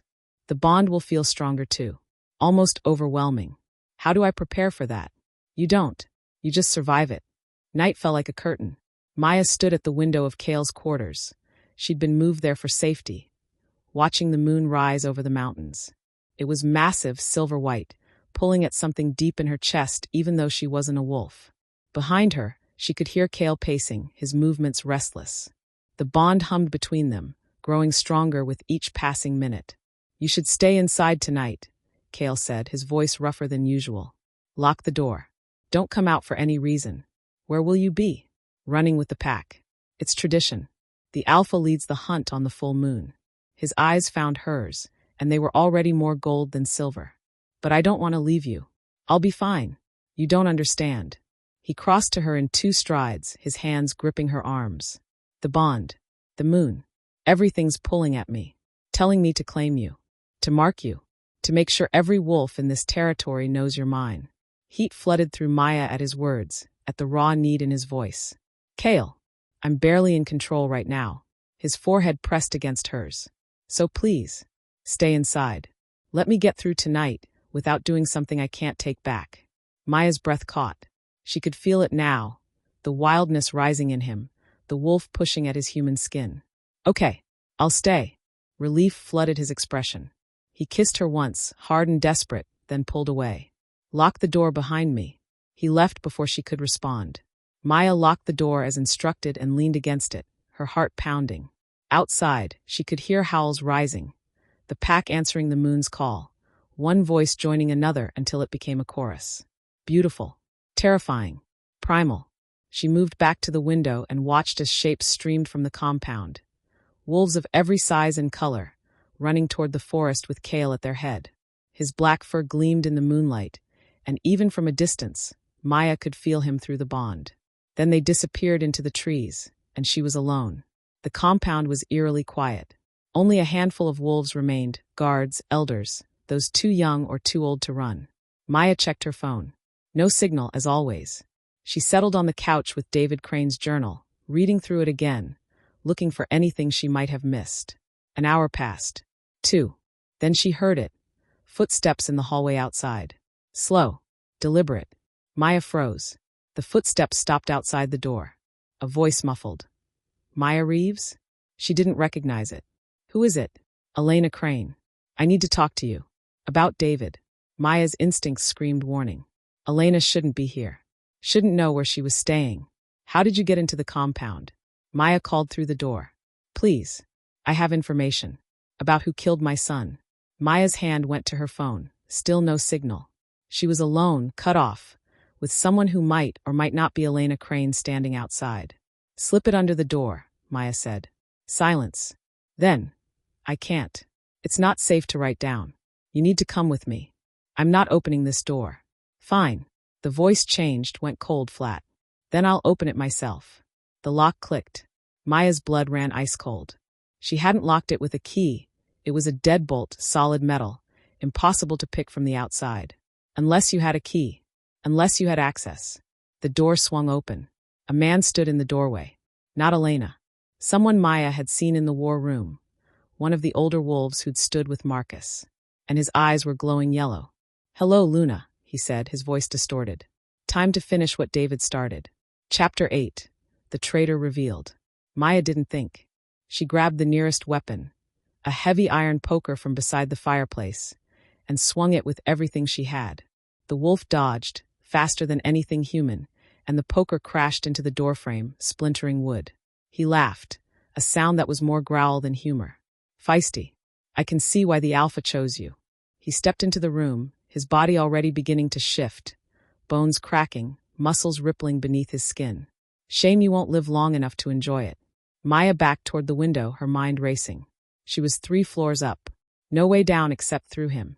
And Kale was miles away, running with the pack under the full moon. The bond flared in her chest. Panic, hers and his mixing together. Somewhere in the forest, Kale had felt her fear. "Who are you?" Maya demanded, buying time. "Garrett Walsh. I've been part of this pack for 43 years. His smile was all teeth. "Long enough to know when an alpha has outlived his usefulness. You're the traitor. You've been creating the rogues."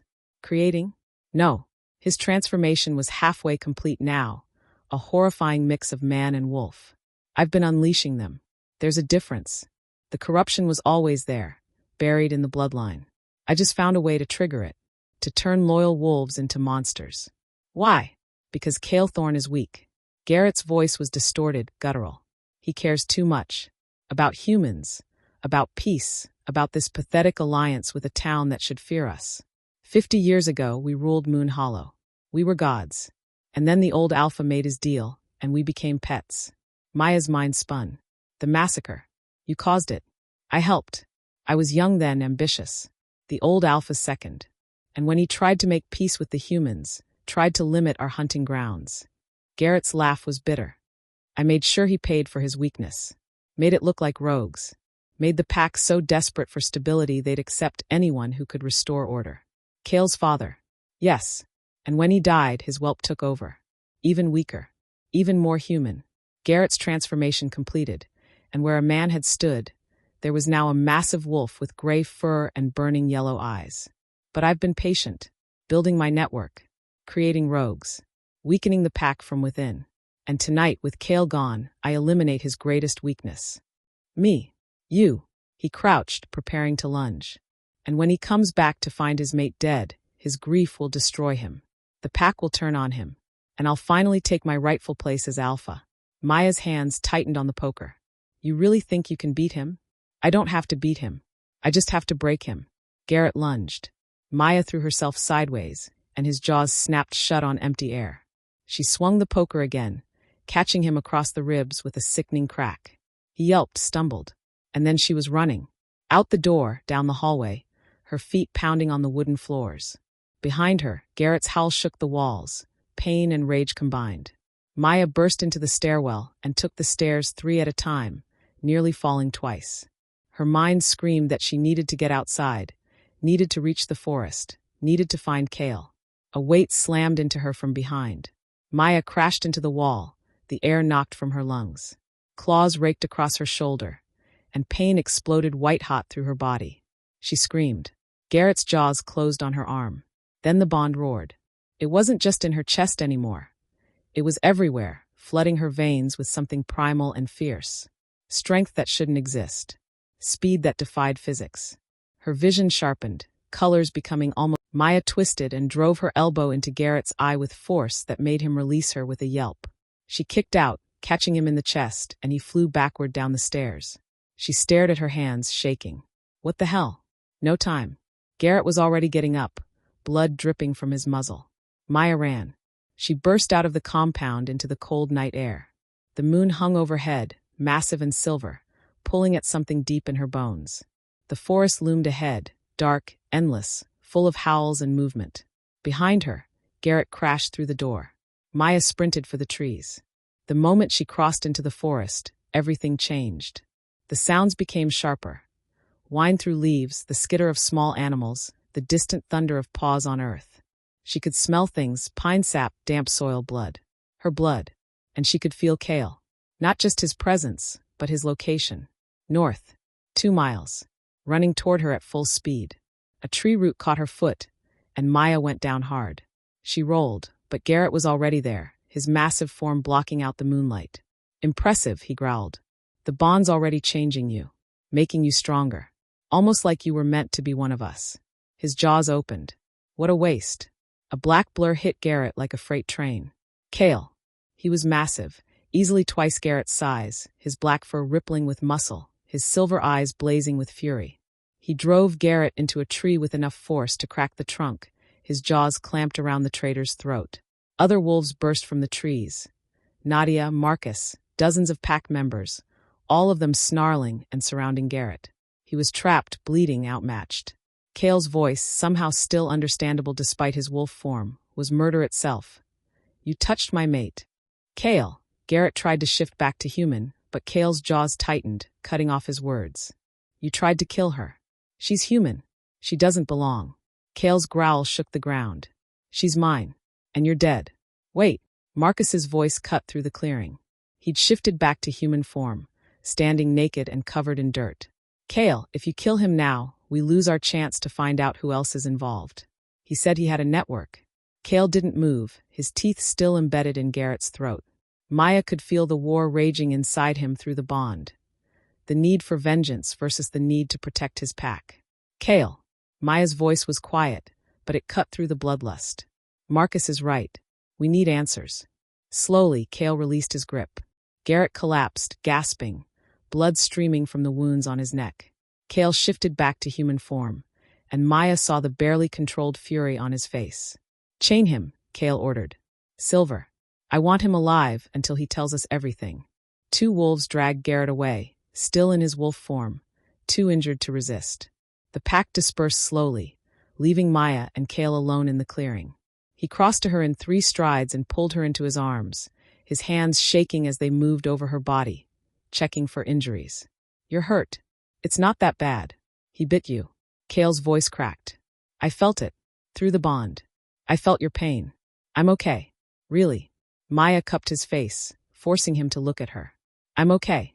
For a long moment, they just stood there, breathing each other in, the bond settling from panic back to something manageable. Then Cale kissed her, desperate, possessive, a claim as much as comfort. When they finally broke apart, his eyes were still more gold than silver. You fought him. You survived. The bond, it gave me strength. Made me faster. Maya looked at her hands. How is that possible? The mate bond changes both partners. Makes them stronger together than apart. His thumb brushed the wound on her shoulder. But this needs to be treated. Come on. The pack house's infirmary was a stark white room filled with medical supplies. Kara worked quickly, cleaning Maya's wounds while Cale paced like a caged animal. She's fine, Alpha, Kara said for the 3rd time. The bites are shallow. They'll heal. They shouldn't exist at all. Cale's voice was tight. I should have been here. Should have protected her. You can't be everywhere. Maya winced as Kara applied antiseptic. And we got him. Garrett was the traitor. It's over. It's not over until I know who else is involved. Cale stopped pacing and looked at her. He said he had a network. Other wolves helping him. We need to find them before they strike again. A knock at the door. Nadia entered, her expression grim. Cale. Garrett's talking. You need to hear this. They followed Nadia down to the compound's basement, a series of reinforced cells designed to hold rogue wolves. Garrett sat chained to the wall with silver manacles, his wounds still bleeding, his human form pale and shaking. Marcus stood outside the cell, his arms crossed. When he saw Maya, something flickered in his expression. Not hostility, but respect. Luna, he said, bowing his head slightly. I owe you an apology. You were right to investigate, and I was wrong to question the Alpha's judgment. Maya blinked, surprised. Thank you. Cale moved to the cell bars. Talk. Garrett laughed, a broken sound. Why should I? You're going to kill me anyway. I'm going to kill you slow or fast. Your choice. Cale's voice was flat. Names. Now. For a long moment, Garrett just stared at him. Then he smiled, bitter and defeated. There are no others. It was always just me. Bullshit. You couldn't have created rogues alone. I didn't create them. I told you. The corruption already existed in the bloodline. All I did was activate it. Garrett's yellow eyes gleamed. Your father knew. He found the research 50 years ago. Documents from the old country, from before our kind came to America. The curse that turns wolves feral. He tried to bury it, tried to pretend it didn't exist. Cale's hands clenched. What research? In his office, hidden behind the false wall. Garrett's smile widened. He was trying to find a cure when he died. Ironic, really. He never realized I was the one triggering the transformations. That I'd found a way to weaponize what he was trying to cure. How? Maya asked. Garrett's eyes found her. A ritual. Blood magic from the old ways. All I needed was a drop of corrupted blood and a willing subject. Or an unwilling one, if they were weak enough. The missing people, Nadia breathed. The ones we never found. You used them. Some. Others were just convenient casualties. Garrett shrugged. Collateral damage in a war you didn't know you were fighting. Cale's entire body vibrated with fury. Why? Because this pack has grown soft. Because you and your father before you chose humans over your own kind. Because we were meant to be predators, not pets. Garrett leaned forward as far as his chains allowed. I did what needed to be done. And I'd do it again. Silence filled the corridor. Then Cale turned to Marcus. Execute him. Tonight. Pack law. Marcus nodded. It will be done. They left Garrett in his cell, his laughter following them up the stairs. Maya felt sick. For people dead. Dozens more traumatized. All because one man couldn't let go of the past. I need to find my father's research, Cale said when they reached his office. If Garrett's telling the truth, if there's a way to cure the corruption, then we might be able to save future victims, Maya finished. I'll help you look. They worked through the night, tearing apart Cale's father's old office. Books, papers, files. Everything was examined, catalogued, searched. And finally, behind a panel in the wall that clicked open when pressed just right, they found it. A leather journal, older than David Crane's, filled with research notes, diagrams, and a single phrase written on the first page in elegant script. The curse of the blood. The price of power. May those who come after me find what I could not. A way to break the chain. Maya and Cale read through the night, piecing together the puzzle. The corruption was genetic. A mutation in the werewolf bloodline that could lie dormant for generations. Stress, trauma, or in Garrett's case, deliberate magical intervention could trigger it, turning a stable wolf into a mindless beast. But the journal also contained something else. A formula. Incomplete, theoretical, but there. A possible cure. This changes everything, Maya breathed. Cale's hand found hers. We can't cure the ones already turned, but we might be able to prevent it from spreading. Then we finish what your father started. Maya looked at him. We find the cure. We. His lips quirked slightly. We. Maya squeezed his hand. I'm not going anywhere, remember? No, Cale agreed, pulling her close. You're not. Outside, dawn was breaking. The full moon had passed, and the pack was returning to human form. Somewhere in the basement, Marcus was carrying out Cale's orders. Justice for the traitor who'd killed so many. But here, in the quiet of the office, Maya and Cale stood together, the mate bond humming between them like a promise. The war wasn't over. There would be more fights, more challenges, more threats to face. But they would face them together. Chapter 9. Blood and Moonlight. 3 days after Garrett's execution, Maya stood in the pack's research lab. A converted storage room now filled with equipment borrowed, bought, and in some cases, stolen from various sources. She'd never expected to become a biochemist, but then again, she'd never expected to become the mate of a werewolf alpha either. Life had a way of surprising you. Try the compound again, Cale said from beside her, his eyes fixed on the microscope. But lower the silver concentration. Too much, and it kills the cells entirely. Maya adjusted the pipette and added the modified formula to the sample. Under the microscope, the corrupted blood cells, taken from one of the rogues they'd killed, began to react. For a moment, they stabilized, the mutation receding. Then they died. Damn it. Maya sat back, frustration burning in her chest. That's the 14th combination. We're missing something. We'll find it. Cale's hand found her shoulder, and the bond pulsed between them. Reassurance, comfort, the certainty that they were in this together. My father worked on this for 20 years. We've had 3 days. 3 days while more wolves could be turning. And they're not. We've tested every member of the pack.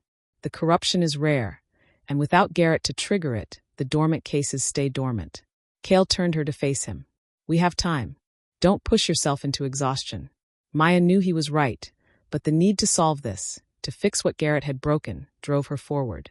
She'd given up her journalism career, her apartment in Portland, her entire life to stay in Moon Hollow. The least she could do was make it count. A knock at the door. Nadia entered, her expression troubled. Cale, we have visitors. Hunters. Every muscle in Cale's body went rigid. Where? North Border. 3 of them. They're requesting parley under the old accords. Cale swore. How did they find us? Garrett. Maya's stomach dropped. He must have contacted them before he died. Told them about the pack's weakness. Or he's been working with them all along. Cale's eyes blazed gold. Assemble the council. War room.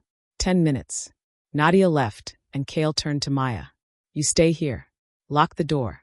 Don't come out until I send for you. Like hell. Maya. His hands framed her face. Hunters kill werewolves. It's what they do. If they see you, if they realize you're human and bonded to me, they'll use you against the pack. Against me. Then don't let them see me. Maya pulled away. I'm not hiding while you face them alone. We're stronger together, remember? The bond proved that. Cale looked like he wanted to argue, but the bond hummed with the truth of her words. Finally, he nodded. You stay behind me. You don't speak unless I tell you to.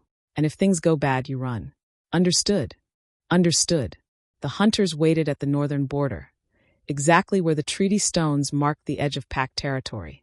3 of them, 2 men and a woman, all dressed in tactical gear, all armed with weapons that gleamed silver in the afternoon light. Cale approached with his inner circle, Nadia, Marcus, Kara, and Maya. The pack fanned out behind them, a show of force that said we're ready for war if you are. The lead hunter stepped forward, a woman in her 40s with short gray hair and eyes like chips of ice. Cale Thorne. It's been a long time. Not long enough, Catherine. Cale's voice was cold. State your business and leave my territory. We've had reports. Rogue activity in this region. Multiple civilian casualties. Catherine's gaze swept the assembled pack. The council sent us to investigate. The rogues are dealt with. The threat is eliminated. Is it? Catherine's smile didn't reach her eyes. Because our intel says your pack has been compromised from within. That one of your own was creating rogues. And we need to verify that the corruption hasn't spread. You want to test my wolves. It's protocol. You know this. Protocol also says hunters stay out of pack business unless invited. Cale's jaw tightened. You weren't invited. No, but we have authorization from the Continental Council. Catherine pulled out a document sealed with wax, which supersedes territorial autonomy in cases of potential epidemic. Cale took the document and read it, his expression darkening. Maya could feel his fury through the bond, barely controlled. This is legitimate, he said finally. Then you'll comply? I'll allow testing. Under supervision. My wolves only. And you have 24 hours to complete your work and leave. His eyes flashed. Overstay your welcome, and the treaty is void. Catherine nodded. Acceptable. We'll need a secure location to set up. Alpha. One of the other hunters, a young man with nervous energy, was staring at Maya. Who's the human? Every wolf went still. Catherine's gaze snapped to Maya, and something dangerous flickered in her eyes. Interesting. A human in pack territory during a crisis. That's unusual. She's under my protection, Cale said flatly. Protection? Or something more? Catherine moved closer, her nostrils flaring. I can smell your bond on her. You've mated with a human. The words hung in the air like a death sentence. What I do with my mate is none of your concern, Cale growled. Actually, it is. Catherine's voice went cold. The accords are clear. Bonds with humans require council approval. To ensure the secrecy of our kind. To prevent complications. She knows what we are. She's accepted it. That's all that matters. To you, maybe. Not to the council. Catherine's hand drifted toward the silver blade at her hip. The human comes with us. For questioning. To determine if she's a threat to exposure. Over my dead body. That can be arranged. The pack surged forward, snarling. The hunters drew their weapons. Maya felt the bond flare with Cale's rage, his absolute refusal to let them take her. Stop. Maya's voice cut through the tension. Just stop. Everyone turned to look at her. Maya stepped forward, ignoring Cale's growl of protest. I'll go with you. Answer your questions. Prove I'm not a threat. Maya, no. It's the only way to avoid bloodshed. She looked at Catherine. You test me. Verify I'm telling the truth. And then you leave the pack alone. Catherine studied her for a long moment. You're brave. Or stupid. Maybe both. She gestured to her companions. Fine. The human comes with us for questioning. 24 hours. Then we release her and leave. I'm coming too, Kale said immediately. No. The alpha stays with his pack. That's non-negotiable. Catherine's eyes were hard. She'll be returned unharmed, provided she cooperates. You have my word under the accords. Kale looked like he was about to argue, but Maya touched his arm. Through the bond, she sent everything she couldn't say aloud. Trust me, I'll be okay, I love you. His eyes widened at that last one. She hadn't said it before, hadn't even thought it consciously. But the bond knew, had always known. 24 hours, Kale said, his voice lethal. 1 minute more, and I'm coming for her. Treaty be damned. Understood. Catherine nodded to Maya. Come with us. Maya followed the hunters away from the pack, feeling Kale's presence through the bond until distance made it fade to a whisper. She didn't look back. Couldn't. If she did, she might lose her nerve. The hunters' camp was a utilitarian setup. 3 tents, monitoring equipment, and a mobile lab. They led Maya to the largest tent and sat her in a metal chair bolted to the ground. Not a good sign. Catherine pulled up another chair and sat across from her. Let's start simple. Name: Maya Reeves. Age: 32. Occupation: journalist. Freelance investigative work. Catherine made notes on a tablet. And how did you come to be in Moon Hollow? I was investigating the disappearances. The official reports didn't add up. So you stumbled onto a werewolf pack by accident. More or less. And instead of running, instead of exposing them, you chose to stay. To bond with their alpha. Catherine's eyes were calculating. Why? Maya met her gaze steadily. Because I found the truth. And because he's my mate. The mate bond isn't a choice. No. But staying was. Fighting beside them was. Helping them find the traitor who was killing their people. That was a choice too. Catherine was quiet for a moment. You killed Garrett Walsh. I helped. Kale made the final kill. But you struck first. You, a human, fought a fully shifted werewolf and survived. Catherine leaned forward. How? The bond. It made me stronger. Faster. The bond doesn't work that way. Not on humans. Maybe it does when the bond is strong enough. Maya refused to look away. I don't have all the answers. But I know what I felt. What I can still feel. Catherine stood and began pacing. Do you understand what you've done? What you've become? You're a liability to every werewolf in North America. If other humans find out, if they see that bonds with our kind are possible. I'm not telling anyone. You're a journalist. It's what you do. Not anymore. Maya's voice was firm. I gave that up. I'm staying in Moon Hollow. I'm part of the pack now. You can't be part of a pack. You're human. I'm the alpha's mate. That makes me Luna.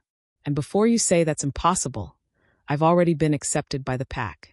I've fought beside them, bled for them, saved their alpha's life. Maya stood, refusing to be intimidated. So whatever tests you need to run, whatever verification you require, do it. But stop acting like I'm the threat here. The real threat was Garrett Walsh, and he's dead. Catherine stared at her for a long moment. Then, unexpectedly, she smiled. You've got spine. I'll give you that. She gestured to one of the other hunters. Run the standard protocol. Blood work, psychological evaluation, memory assessment. I want a full report by morning. And then we'll see if you're as trustworthy as you claim.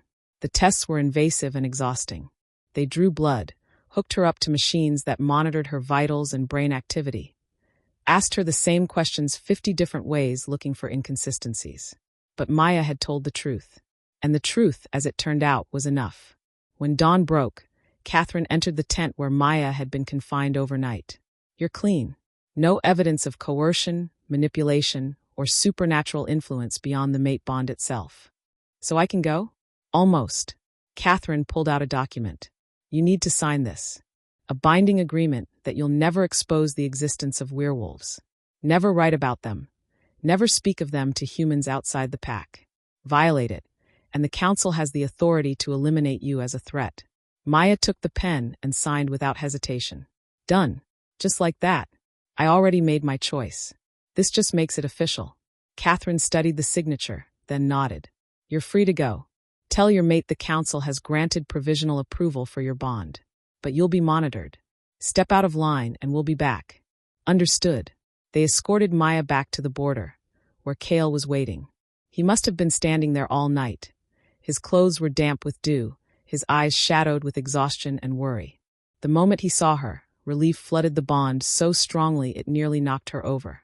Maya ran to him, and he caught her, pulling her into his arms like he'd never let go. Are you okay? Did they hurt you? I'm fine. They tested me, questioned me, made me sign away my rights to free speech. But I'm fine. I'm sorry. I should never have let them take you. You didn't have a choice. And it worked out. Maya pulled back to look at him. The council approved our bond. Provisionally. We're official. Something that might have been joy flickered in his eyes. Official. Yeah. She smiled. You're stuck with me now. Good. He kissed her, deep and claiming, and Maya felt the bond sing between them, stronger than ever, unbreakable. When they finally broke apart, Catherine was watching with an unreadable expression. 24 hours, Alpha. We'll complete our testing and leave as promised. See that you do. Cale's arm wrapped around Maya, protective and possessive. And Catherine, if the council has a problem with my mate, they know where to find me. Catherine's lips quirked. I'll pass that along. The pack welcomed Maya back with relief and, in some cases, genuine affection. Word had spread that she'd faced the hunters alone to protect them, that she'd been willing to sacrifice herself rather than let blood be shed. It changed something. The last whispers of doubt, the lingering resentment, it faded. She wasn't just the Alpha's mate anymore. She was theirs. That night, Cale took her to the highest point in pack territory, a cliff overlooking Moon Hollow and the endless forest beyond. The moon hung overhead, not quite full but close, painting everything silver. I thought I'd lost you, Cale said quietly. When they took you away, when I couldn't feel you through the bond anymore, I nearly tore through them all. But you didn't. You trusted me. Maya leaned into him. That means something. It means I'm learning. His arm tightened around her. Being Alpha means control. Always being the strongest, the most ruthless. But being your mate means letting go. Trusting you to fight your own battles. We fight them together, Maya corrected. That's what the bond means, right? Stronger together than apart. Yeah. He turned her to face him, his silver eyes glowing in the moonlight. I love you, Maya Reeves. I don't know if I've said that, but I do. With everything I am. Maya's breath caught. I love you too. I said it through the bond, but I should say it out loud. I love you, Cale Thorne. He kissed her then, slow and deep, and Maya felt the bond flare between them. Not just connection, but completion. Two halves finally whole. When they finally broke apart, both breathing hard, Cale rested his forehead against hers. Stay with me. Not just tonight. Forever. Forever, Maya agreed. And as they stood there under the moon, the pack running through the forest below, Maya knew she'd made the right choice. She'd come to Moon Hollow looking for a story. Instead, she'd found home. Chapter 10. The New Dawn. 6 months later, Maya stood in the research lab, staring at the microscope with disbelief warring with elation. Cale. Her voice was barely a whisper. Cale, come look at this.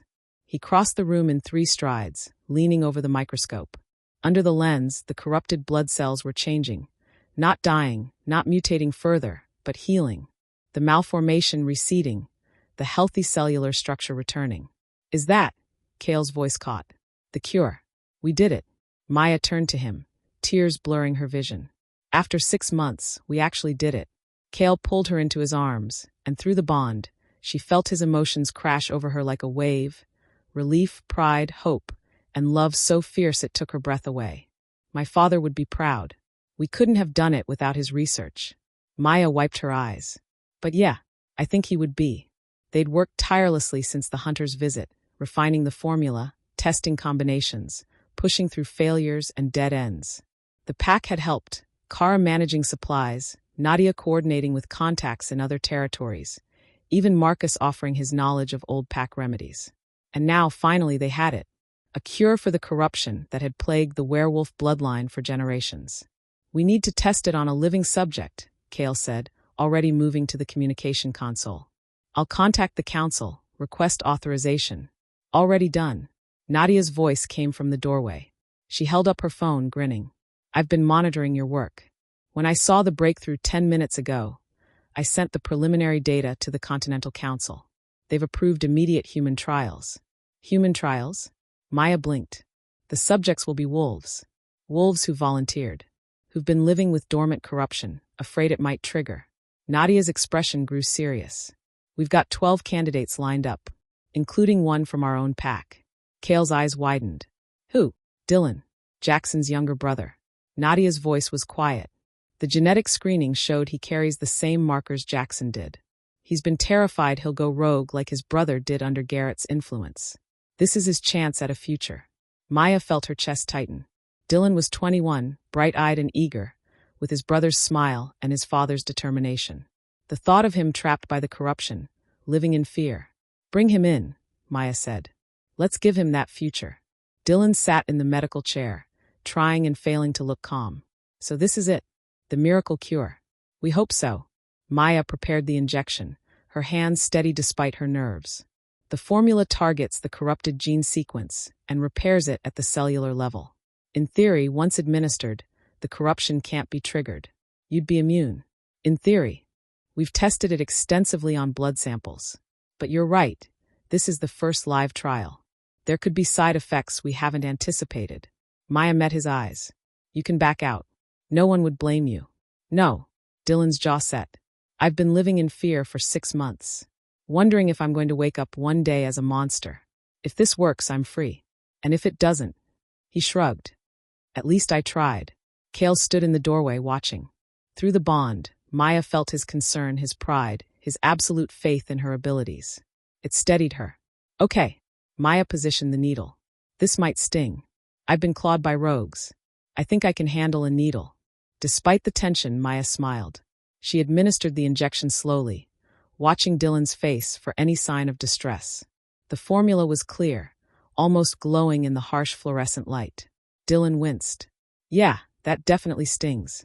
They waited. 1 minute. 5. 10. Dylan's breathing stayed steady. His heartbeat remained normal. No convulsions, no adverse reactions. 15 minutes. 20.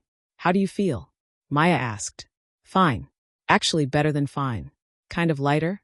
Like something I didn't know was weighing me down just lifted. Dylan flexed his hands, examining them. Is that normal? That's the corruption leaving your system. Kale moved closer, his alpha senses scanning Dylan for any changes. Your wolf feels stable. Stronger, even. We'll need to monitor you for the next 72 hours, Maya said. Make sure there are no delayed reactions. But Dylan. She let herself smile. I think it worked. Dylan stared at her, then let out a whoop that probably echoed through the entire compound. I'm cured. I'm actually cured. Pending observation, yes. He jumped out of the chair and pulled Maya into a hug that lifted her off her feet. Thank you. Thank you, thank you, thank you. Okay. Maya laughed, patting his back. You can thank me by not crushing my ribs. Kale's growl was half amused, half possessive. Put down my mate before I make you. Dylan released her immediately, grinning. Sorry, Alpha. Got excited. Understandable.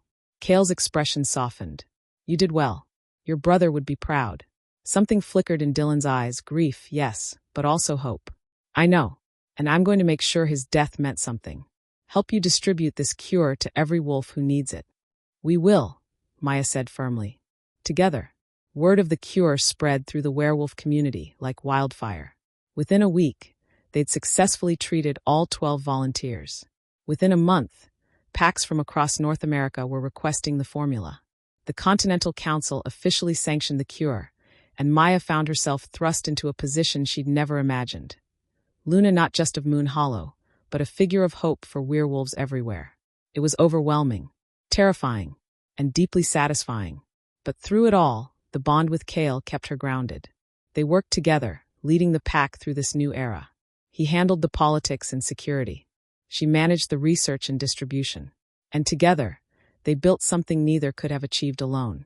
The pack itself had transformed. The fear and suspicion that had plagued them for so long faded. New wolves arrived, seeking refuge and the promise of the cure. Moon Hollow became a beacon, proof that werewolves could not only survive, but thrive. And Maya Reeves, the journalist who'd come looking for a story, had become the woman who'd saved an entire species.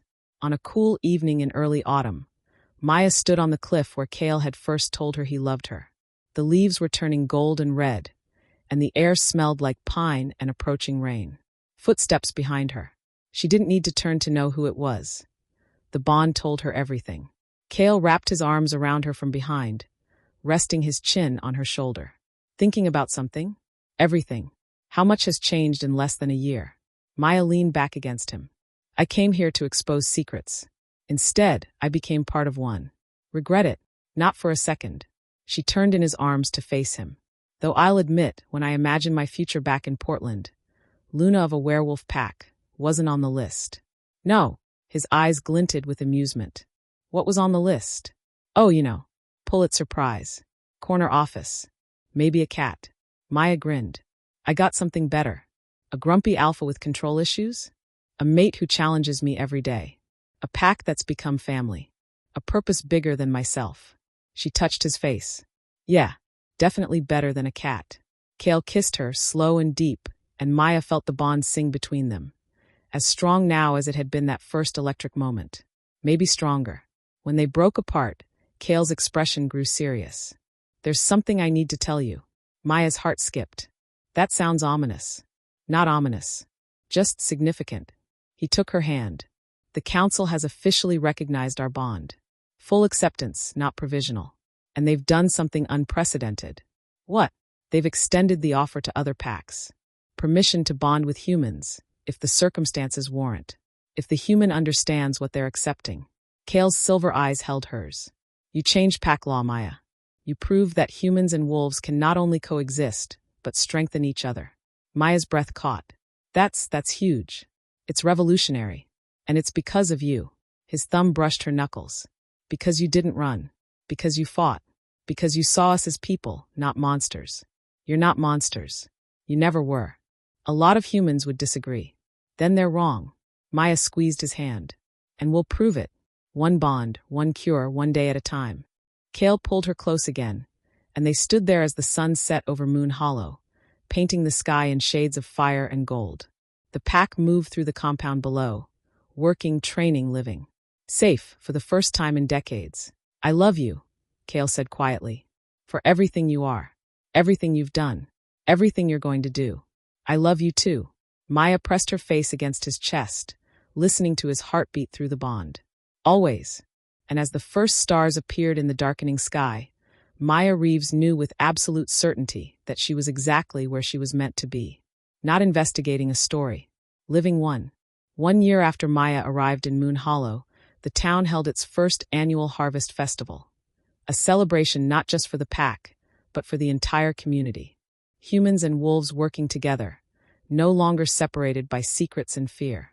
Maya stood beside Kale at the edge of the festival grounds, watching children play and adults laugh and music drift through the air.